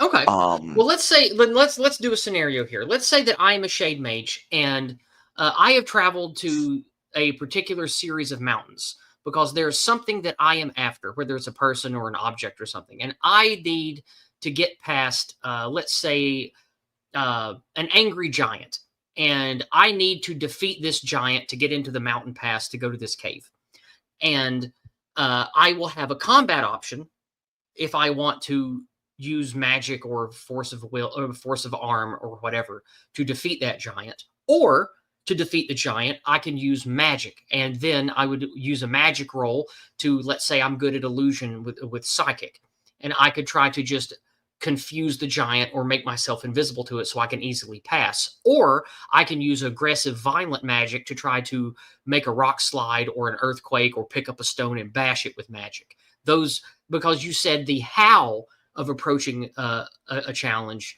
is more important than like just the combat role. So that would be represented by yes. the choices that I made to create the mage. So let's say that I am a mage that is not a physical combat type. I am a more thinky ascetic type, and I'm strong in blue magic. So since I'm strong in Okay. blue, then it would probably behoove me in that situation to say, "Uh-oh, well, there's an angry giant that will probably want to bash me with that big club if I try to go up this mountain pass." So I reach into my bag of tricks and I say, well, I am going to use the illusion domain in the dominion of what's the blue dominion called? I forgot. Uh, there's Dominion that Is it not ether? Dominion. There's yeah, in the Okay. Dominion of Aether there is illusion, manipulation, and knowledge. All right. So I say, all right, since my choices in character creation were Aether primary, illusion's my strong suit. So it behooves me to lean into that for my problem solving. So here I am needing to go up this mountain pass to get to this cave to get the MacGuffin that I have to get for whatever I'm doing. So to defeat the giant obstacle, I say, okay, I am going to use illusion since the choices I made give me a like a high number in my illusion domain. I want to use shade from my, or I want to try to make blue shade from my vessel to use a spell effect that I have, which is called Mind Fog. And Mind Fog means you make yourself or creature, you and creatures near you, effectively invisible and inaudible to the target. So to overcome this obstacle, I'll use the spell in my library that I built with the mechanics to mind fog the giant, so we can all just move. So me and the people with me can move past it to get to the cave that we need to get to. Is that Okay. is that a good scenario to start with here? Yes. Okay, then So so tell me the immediately mechanics beginning to end of accomplishing that task. all right. So very simply, what you would do is you would sort of pass the turn, but you're not doing nothing. What you're doing is you're saying, I'm going to take a full action to do a um sip and stain combination where I'm going to throw all my dice and gather as much stain shade as I can to prepare to cast those spells. You might even need to spend a half action um, r- recharging those spells, depending on whether or not they're even recharged in your library. Okay, well, let's say that Um, I haven't used Mind Fog, the thing that I made up earlier. Let's say I haven't used that yet, so it doesn't excellent. need to be recharged. Let's just start there. So tell me the steps we go through then for me to use Mind Fog to help me get past the giant. But let's even say that you already have the shade for it. All Okay. right. All you would do is um you would look at mind fog and you would determine, okay, is this a is it an instant or sorcery? Is it channeled or unchanneled? Uh, So what you would okay. do is Then you would let's say, say it's okay, a sorcery. It's not an instant. It's a sorcery. I have to work for it, and it's sustained because I can sustain it for a long period of time. okay. So it's a sorcery. It would just be a simple half action. You spend the shade for mind fog, and you'd be able to mind fog the creature. You'd be able to fool it with your illusion, and you would be able to pass on. Okay. Is there a resistance roll for the creature? The creature would have a there is no roll, but what would have is um Does it so have like based basically on its what you would stats? be Does it have like a casting. resistance number that determines my target Yes. DC with the spell effect? Yes, Okay. every Okay. just like you have resistance stats, Hmm. so does every NPC that you're going against. So they Okay. So each that's have okay. sanity, coil, grit, all of that. However, but because this is a mountain troll, a mountain giant, Hmm. he's most likely a heavily destructive uh, monster, and because he's heavily destructive, um, he's not going to have a lot of sanity. He's going to be very. He's going to have a lot of grit, but not a lot of sanity. Yeah, So that's why I he thought Mind will. Fog would be a good option here. Is because he probably doesn't have the strongest mind or will. So if Yes. so tell me the mechanics then. Tell me what determines the target number and what I roll to accomplish that task. Well, the spell you would be casting is muddle. Okay. It would cost one aether and uh X. So how much X would you be putting into that spell? So the max you could give the troll would be 4 Okay. Why is that? because because the most you could get as a an Aether mage at the beginning of your adventure would be 5. Okay, so 5 1 minus plus the the 1 4. Aether. Okay. Yes. So you would be able to meddle him for 4. And that would most likely be enough to knock the giant down to 0, to exceed his sanity. Okay. And once you exceeded his sanity, the effect is if the target has stress counters equal to or greater than its sanity, the target exhausts itself. Okay, And so it would because just this is this in that situation, if I accomplish that, it would just kind of go herpaderp and just sort of stand there and just not pretty be a much threat. yes, Okay. So the the determining factor there then is, do I have the spell readied or exhausted? It's ready. Okay, check. Do I have the current available Aether mana? Yes. And I have it at 5 because that's what I chose for my starter. So I put all the floating mana, the unshaded or unstained, excuse me, colorless mana. I put the remaining into the effect. So 1 to trigger the effect that's colored or stained, and then the other 4, and that will probably, since he probably doesn't have a sanity higher than 2, that will most assuredly take him down to 0. And so yeah. there's no dice rolling involved in that situation. There's no dice rolling, no dice rolling in that situation at all. Okay. Okay. Cool. And and even if there was, in the future, when that giant were to wake up from its brain fog, it still has those stress counters on him and they act as a debuff. So he's always going to be taking a -4 to his skill rolls anyway. Okay. All right. I'm just responding to somebody in chat. Yes, this is the reason why there's a lot of questions for this one action is this mechanic set doesn't work like standard fantasy mechanic sets, which is one of the things I like about it, because Mage the Ascension also was like that. Its mechanics are very different to what people are used to. So now let's talk about something I would need to roll for. I successfully moved past the giant. Okay. Okay, we're at the cave now. The cave is it's not guarded by a creature, but it has a magic dome or a magic bubble around the thing I'm supposed to collect. Let's say whatever the MacGuffin is in this old shrine or cave or whatever. There is a magic force bubble or something around it, right? Something that I can't wave away with my illusion magic. So let's say the book or the piece of rock or whatever it is I'm after is protected by a magic dome, and I need to unweave or bypass that dome. Um, I First, let's talk about the mana that I spent, the shade that I exhausted, or whatever that is. Since I used the mind fog, you said it would be called muddle. Since I used muddle, does that mean that it immediately exhausts, or is there a roll to see if using it doesn't exhaust it? It automatically exhausts. You cast Okay. the spell and it needs to be recharged. Okay, well then on my walk up to the cave then, is it dangerous or risky to try to ready that spell out of exhaustion? Or is that just something I would always want to do whenever I have the chance? You would always every chance you have, I would say to do a spell battery roll. Okay, and we already went over the mechanics of that, which is I take and roll my spell battery, which starts at 1 unless I have things that add to it. And during character creation, I imagine I would have picked up at least another 1 or 2. Is that right?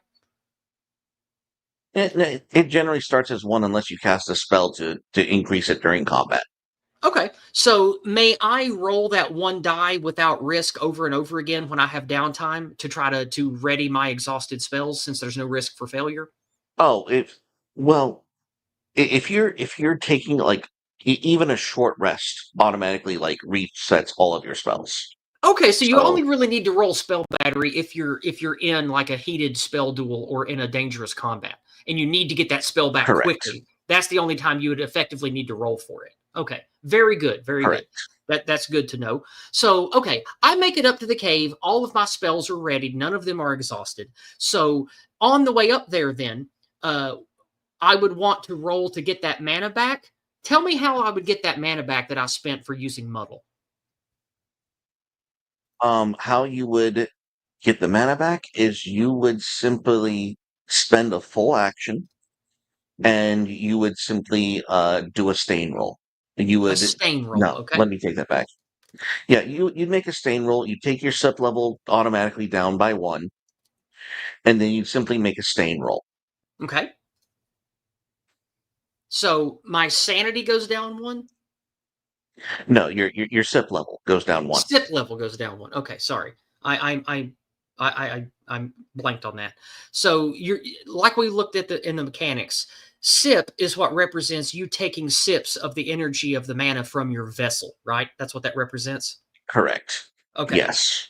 And uh tell me so let's say in my vessel I have like what number would I have in there? Um, Generally you would have anywhere from 5 to 7. Okay. Um, 5 to 7 dice available, Mhm. and at least five of them should be Aether. Mhm. And depending on the character you may like, so we're just gonna make you mostly a blue mage. Right. So of the 5 dice, because you have a Dominion score of 5 in Aether, every two or more is going to be a stain shade. Okay. So you're all so since you're that character is blue heavy on a 2 plus, all of those will be blue stained mana, aether stained mana. Correct. Okay. So to recharge, then on the way up, I make a sip. I make a sip roll, and if I succeed, the numeric potential in my vessel doesn't decrease, or does it automatically No, no, decrease when I sip? no. What happens is every time. every time you stain, your sip level automatically goes down by one. Okay. Okay. Um, So is that so something I would want to do on my walk up to the cave or not? yes, you would rather Okay. do that sooner than later. Okay, because that would be because I would rather start any encounter that I don't expect with full mana potential, and it's better than just trying to save it for later. Sort of like in D&D, you want to use your spells to heal up before a possible combat instead of waiting, instead of going into a combat missing hit points, that kind of thing. Exactly. Okay, so um, so tell me about the potential in the vessel and the sip level because this is very interesting to me, and I'm sure that the listeners want to know as well. When I have the potential of my vessel, what's that called again? Tell me, I've already forgotten.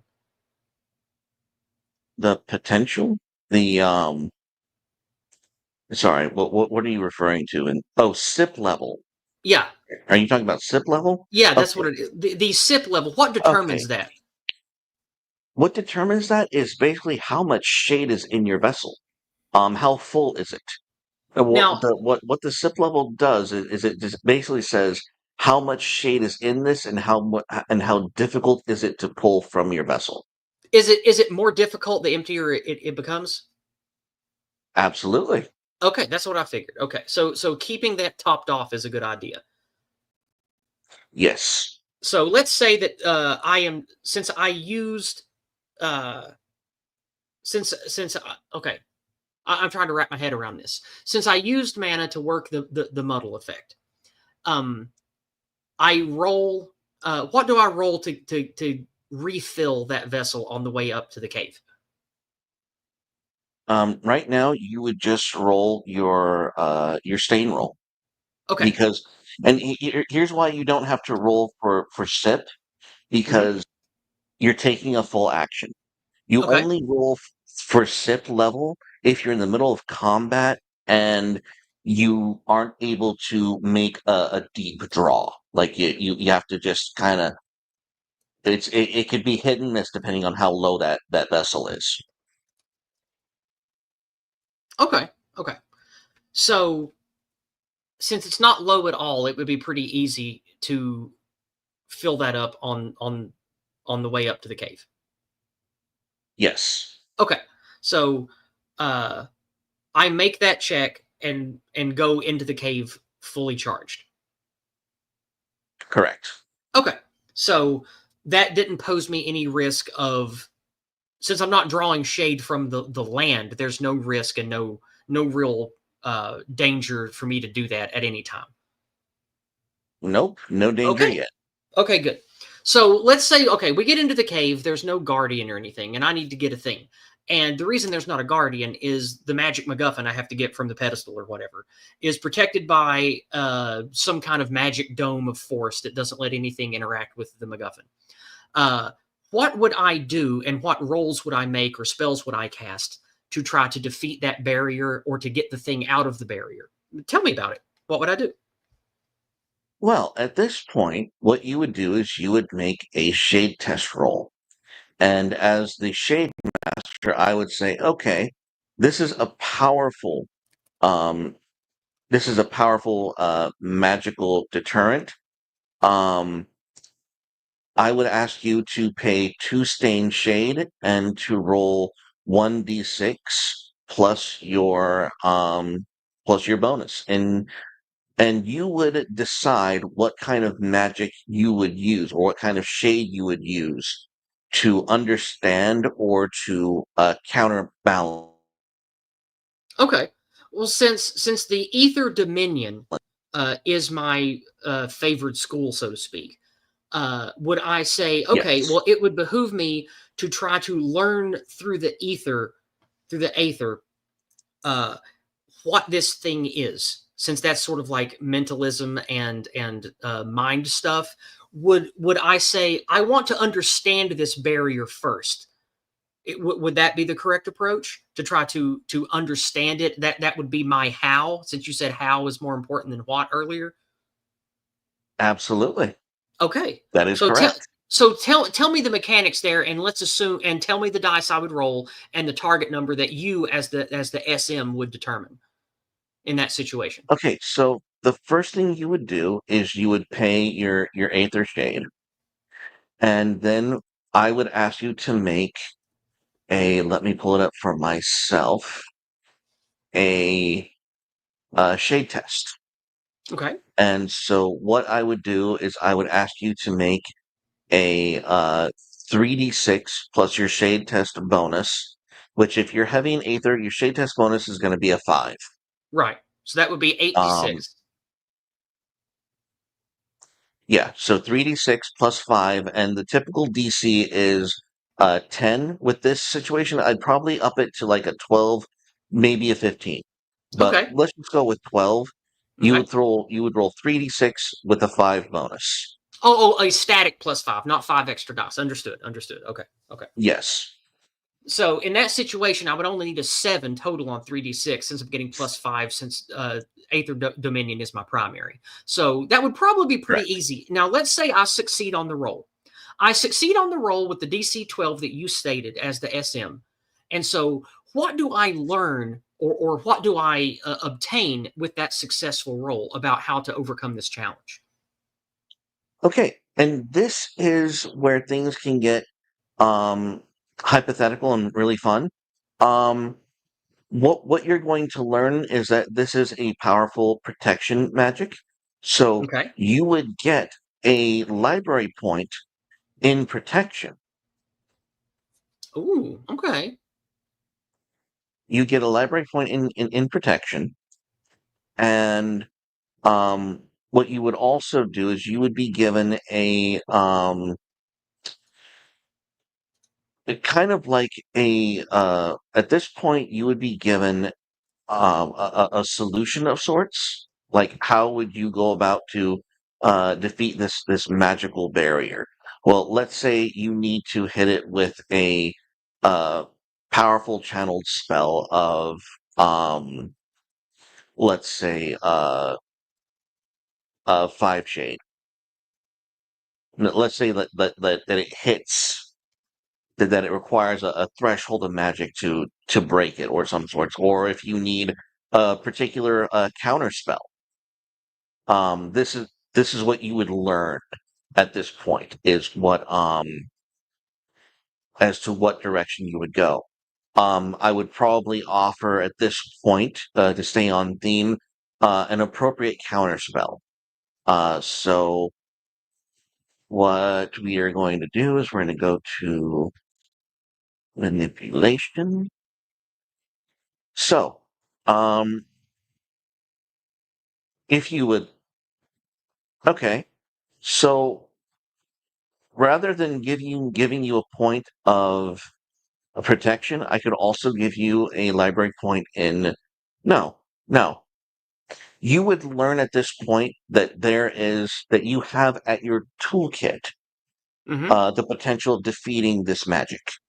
And it Okay. would be a spell template called Sever Reality. Okay. Tell me about Sever Reality, the spell, and why I have it. You don't know if you have it. That's the real Oh, I see. Okay. that's the key point. Okay. Okay. But because you are an Aether mage, Sever Reality is in your toolkit. Um, so you would have a Dominion score of 5 in Aether, and you would have a shade capacity of 5 in manipulation. Right. But whether or not you know Sever Reality is a completely different question. Did you go Okay, that so route or not? you're saying that successful roll, I glean the information that I can defeat this barrier with the Sever Reality spell. Whether or not I have it, I just know that if I have access to that, I could defeat it. Exactly. And then so for my next role playing challenge, let's say I don't have it, and I say, oh, well, would I need to retreat and go to a city or go talk to another shade mage or a college of magic to learn that spell?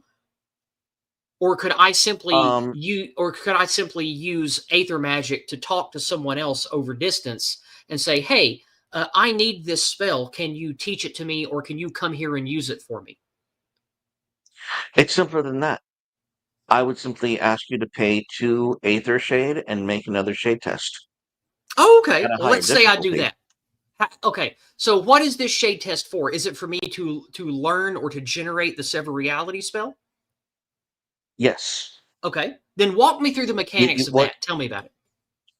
Okay, so you would pay 2 Aether Shade, and you would make a another 3d6 roll. Except the DC is going to be up to 15. Okay, so that means So with my +5 bonus, I would need a 9 or higher on the 3d6 roll. So a little more challenging this time. yeah, a little more. Oh no, no, you said 15, a 10 or higher. So quite challenging actually. Yeah, Okay. yeah. An average challenge. Oh, right. 3d6, not two, not two. That's right, right. Average would be 3.5, and 3.5 is 7 plus 3.5 is 10.5. So yeah, 10 plus 5. Yeah, it would be an average roll on 3d6. So normal. Yeah. So, and if you pass that roll, we're just going to assume you do. In addition to the protection library point you gain, you would gain a library point in manipulation that would be specifically assigned to the spell Sever Reality. Okay. So that would aid me in building the spell that I need to overcome the challenge. Correct. Now, tell me what I would have to do next to make that spell happen here on scene. What do I need to roll, and what do you determine as the SM that what hoops do I have to jump through to make that spell happen in my library? Oh, but very simply, you just need to meditate for Okay, maybe an hour or so. okay, Um, there would be once you have the spell template or the library point, um, your your powers as a shade mage allows you to just innately connect spells.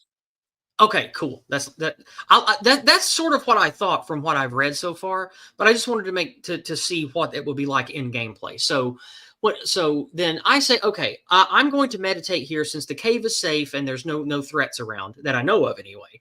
I'm going to gamble here on scene, and I'm just going to sit down or float or whatever and meditate and try to put this spell together so I can use it to obtain the quest MacGuffin. So is there a check involved for me obtaining that spell through meditation? Or if I have the parameters and the points already collected, the library points, it simply happens and I spend the points? You just spend the points if you have them.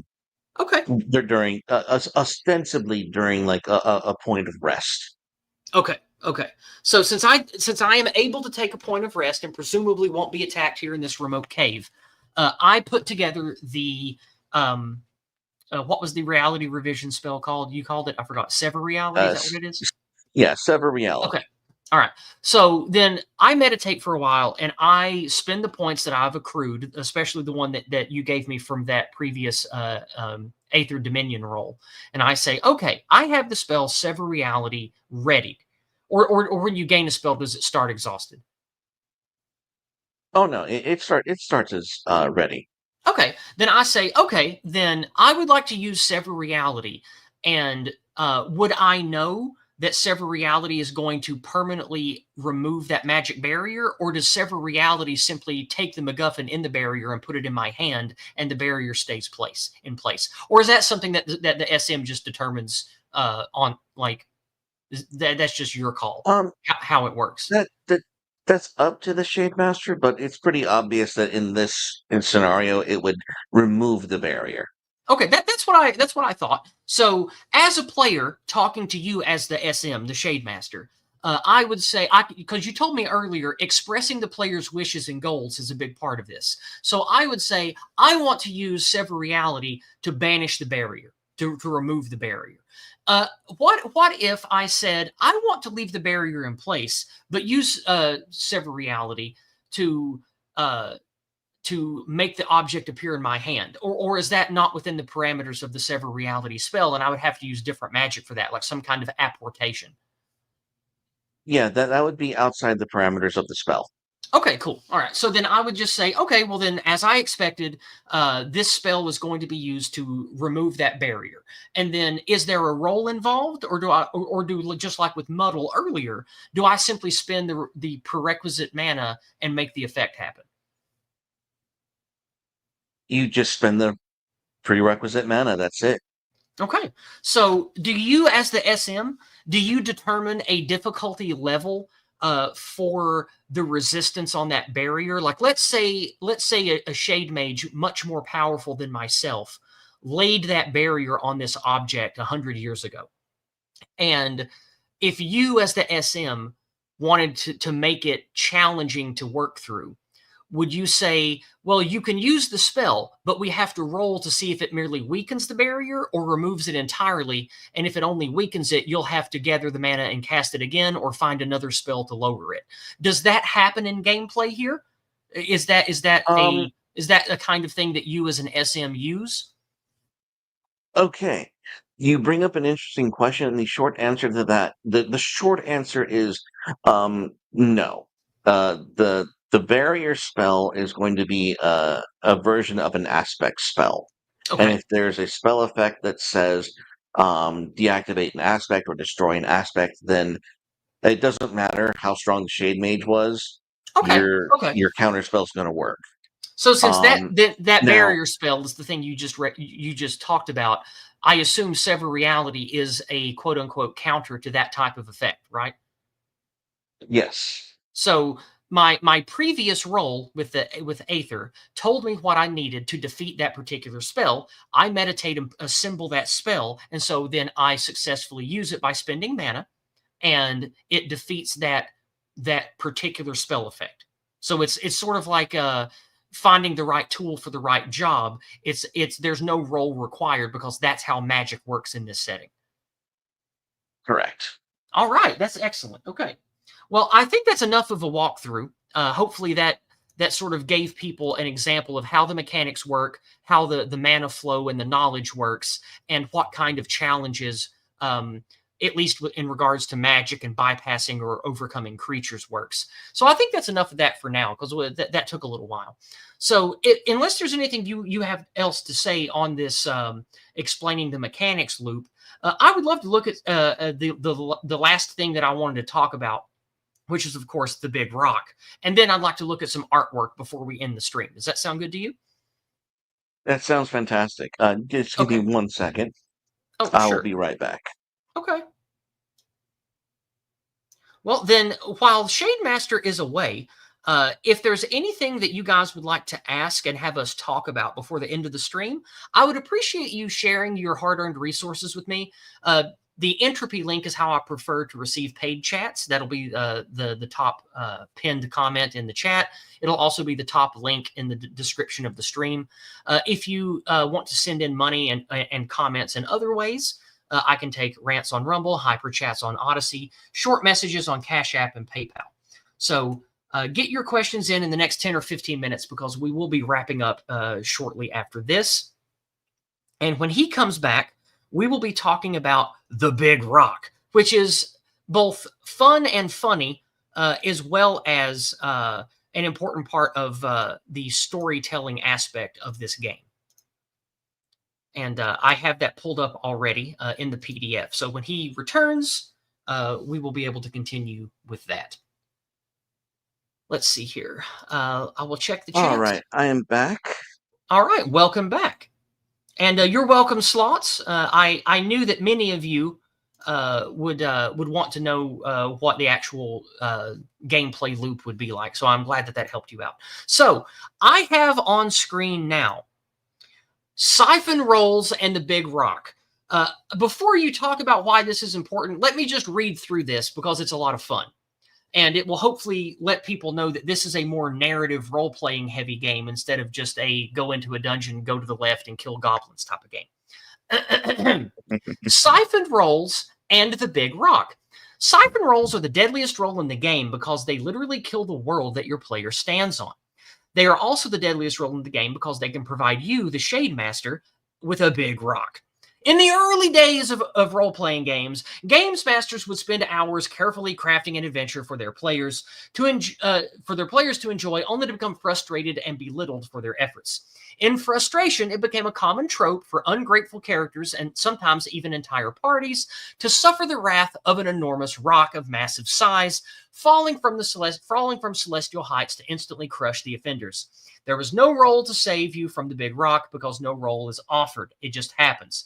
It's the classic rocks fall, party dies. Because of the game master says it does, and everything the players experience is from the mind and the direction of the game master. Now, because the realm shade track, excuse me. Now, because the realm shade track is a blind, your players shouldn't know how much damage is actually being done to the world, how much shade is left, as the shade master, you are forbidden to tolerate any discussion to the effect of "it wasn't that bad" from your players. It is your duty as the SM, the storyteller, the shade master, to role play the damage incurred to the realm from having the shade siphoned from the realm. And as you recall from the mechanics, this is when you suck magic directly from the land that you're on, not taking it from your vessel that's bound to you. This means that every siphon roll, which is different from a sip roll because that's taking from your vessel, siphon is drawing it from the world itself that you're on. This means every siphon roll gives you, the storyteller, the shade master, a big rock, and you are encouraged to use it however you see fit. You can reward the party by removing an obstacle in its path, clearing out a group of enemies from the area, opening up the earth to send them to a dungeon you have prepared, or you can openly and deliberately punish any and all players who have earned your ire. Use it to bully players into proper roleplay, etiquette, and gratitude whenever shade afflictions fail to suffice.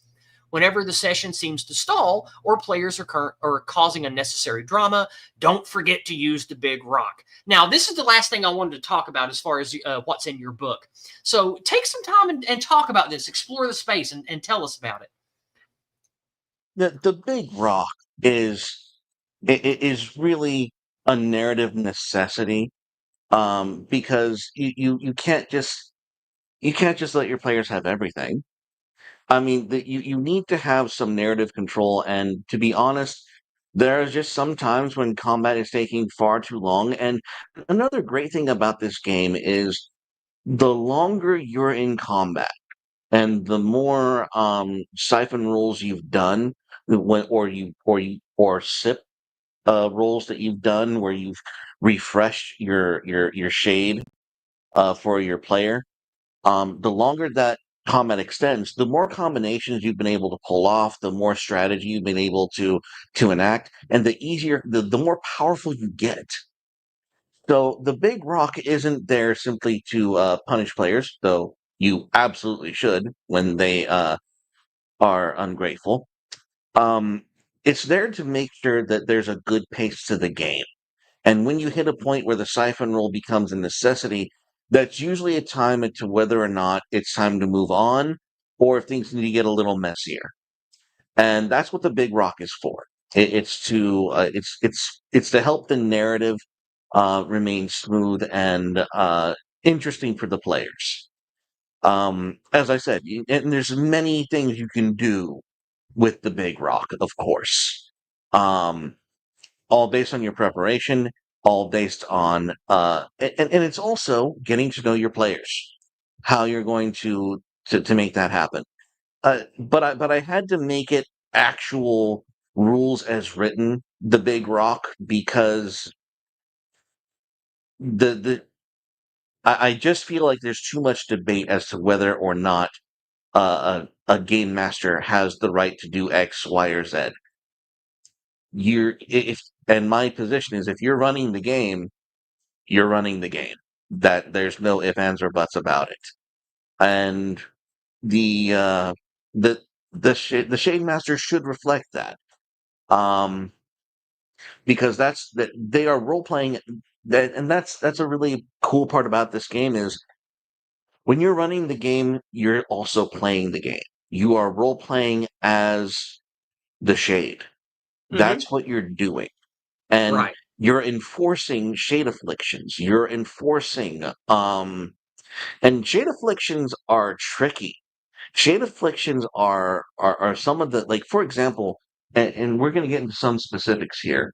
Um, Shade afflictions can be as dramatic as a purity mage being unable to lie, and not just unable to lie. They must tell the truth, the whole truth, and nothing but the truth. Like, and if you're going to be in a party with a blue mage that's going to be hell bent on deception, they're That'll be gonna a tricky wicket, clash. a sticky wicket, as they say. Yes, but those kind of complications in a shade mage party is part of the game.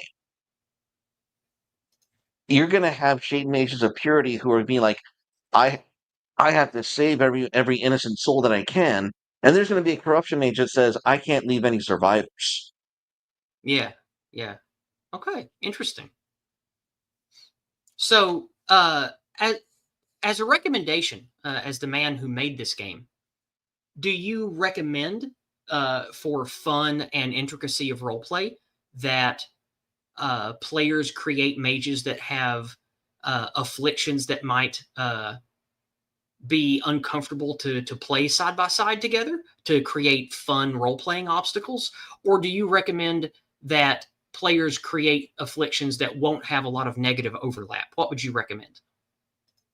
Um, I recommend neither. I recommend you make a character that optimizes your style of play and just let Okay. the chips fall wherever they may. Okay. As I said before, this game was made with the intention of knowing that the player is going to min max.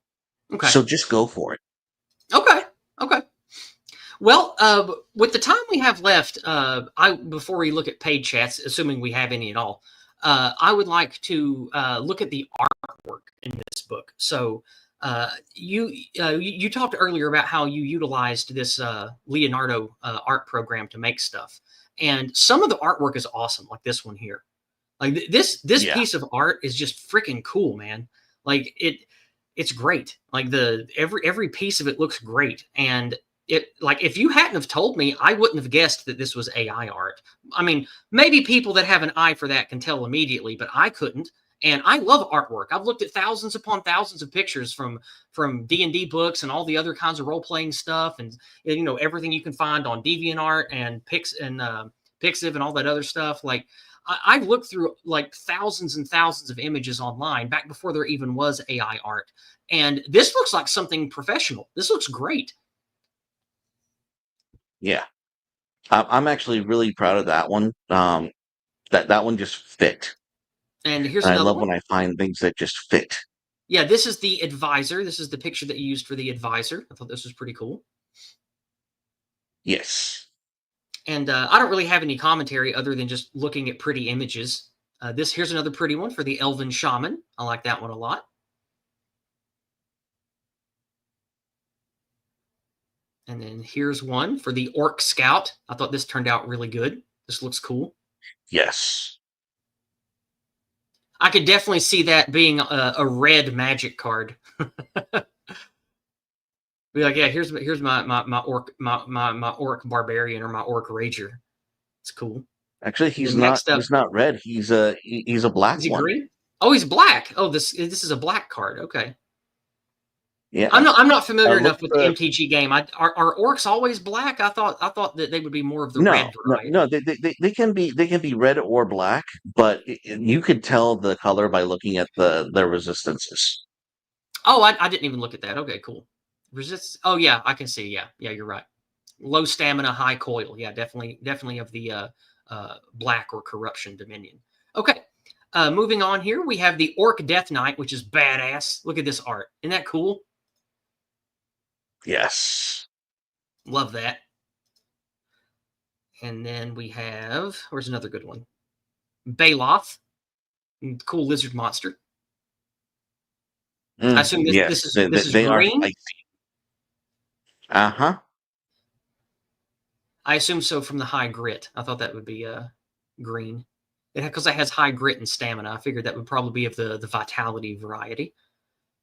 And then we Yes. have Where's another piece of art that I like? By the way, this book is worth the money. It's like what, 360 pages? Like it's a big book that has a lot of material. Yeah. Oh yes, and then of course the Nothing. I love the artwork you made for the Nothing. Let me in small in a little bit here so you can see the whole thing. This is some cool art. This is awesome. And again, did you make this with that Leonardo AI? Did you make it with that? I did, but if you scroll up back up to the Yaniv, that is fan art, and I Yeah, would yeah. love I was to going to get to feature that more later. fan art. Yeah, the Ah, Yaniv okay. is something interesting that we'll read about. Do you want to make it public? The impetus for the Yaniv, like you shared with me before stream, or do you want to leave that vague?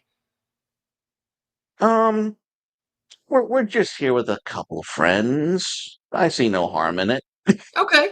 Well, then the Yaniv is an evil force, an evil thing that was inspired by the state of the transgender mafia of the current era. And you will see that become obvious as we read about the Yaniv. This is one of the mythic or top tier dangers and challenges in the Shades of Dominion role playing setting. You would think that having the power to siphon the shade from the realms would make you their greatest threat, but you are not. That honor belongs to the Yaniv. The Yaniv are the creation of the Shade Mages united by the knowledge and wisdom of Soiros, who rules over the realm of Orwellachia.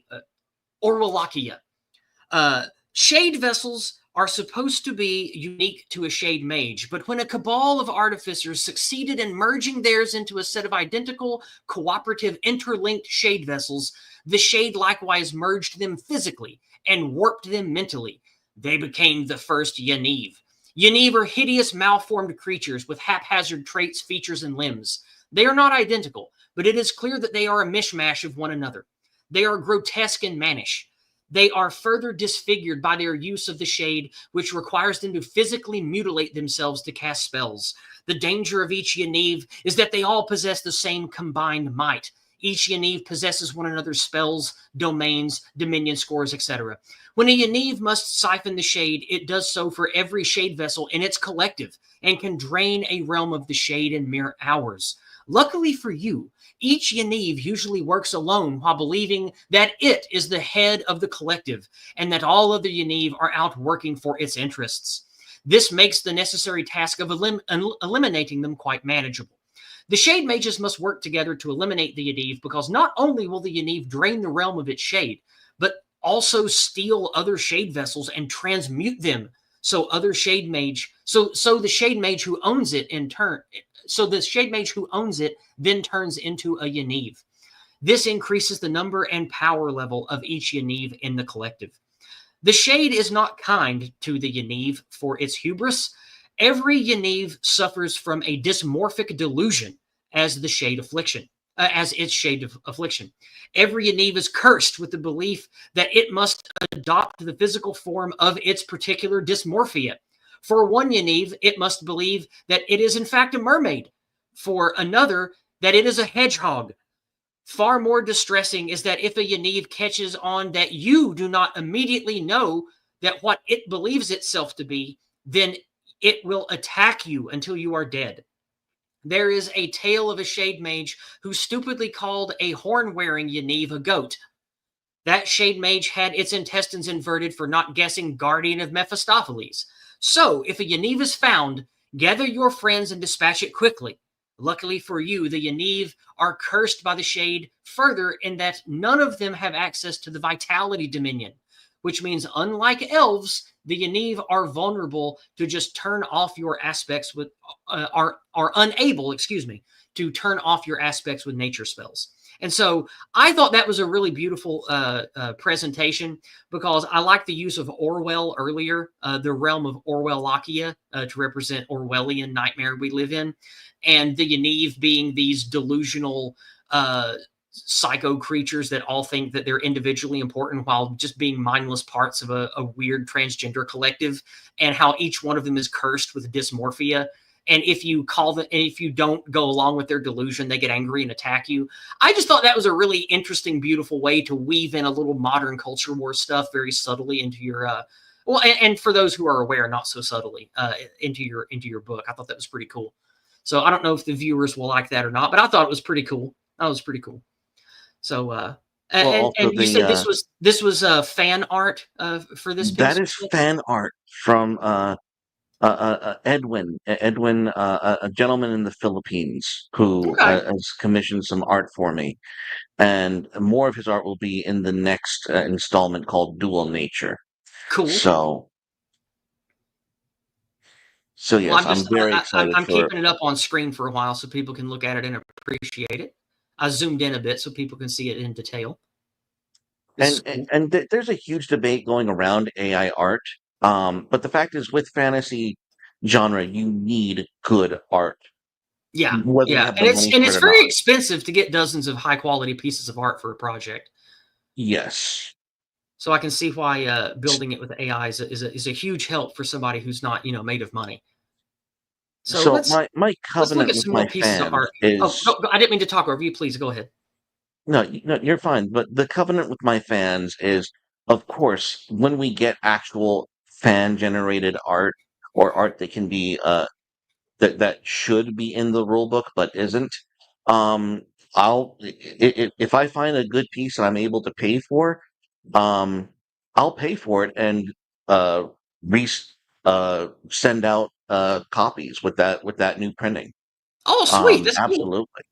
That's nice. And yes, Bass said in chat. Yes, that's the joke. It's yes, that is the impetus, Yeah. Jessica Yaniv. All right, so let's move on and look at some other art now. I like this one a bunch. Let me embiggen a little. Isn't that pretty? I love that. Yes. And of course, like you mentioned earlier, fantasy books having good art is very important. But I think Yeah. we've talked long enough. Well, we've been going for about 2.25 hours. So us wrap this up and see what the chat has to say. We'll go ahead and go back to regular view here. Over on Rumble, we had a $5 Rumble rant from our good friend Slots. Good to see you here, buddy. Hope you enjoyed the stream. He just sends $5 to say nice. Well, thank you. I appreciate that, friend. Thank you very much. Fantastic. And let me refresh all the sites and make sure we're not leaving anybody out. So let's see if anybody messaged or sent in a paid chat anywhere else. Yeah, not seeing anything anywhere else. No tips on Subscribestar. Nothing new on Cash App. And nothing showing up on PayPal or Odyssey. So we are good to go and wrap it up. Um, the the thrust of this stream was to get everyone interested in Shademaster's project here. Now, of course, this is a one-man project. It's not perfect. It's not going to be highly polished like something you buy off the shelf from Paizo or Wizards of the Coast, but it's important to support people who are passionate and bring to you quality creative content. And this is why I worked with Christopher Everard to try to bring him into the knowledge of the Anglosphere. And it's why I love and appreciate people like Fornull and Slots and don't exactly know what I should call him. The guy who is of Westman Games, the guy making that fun Horde Clear game that advertises a lot. Let me go and see if, because I know that he's in my chat a lot, and I can never remember what I'm supposed to call him because he has a different screen name everywhere. Hold on just a second. Let me pull it up.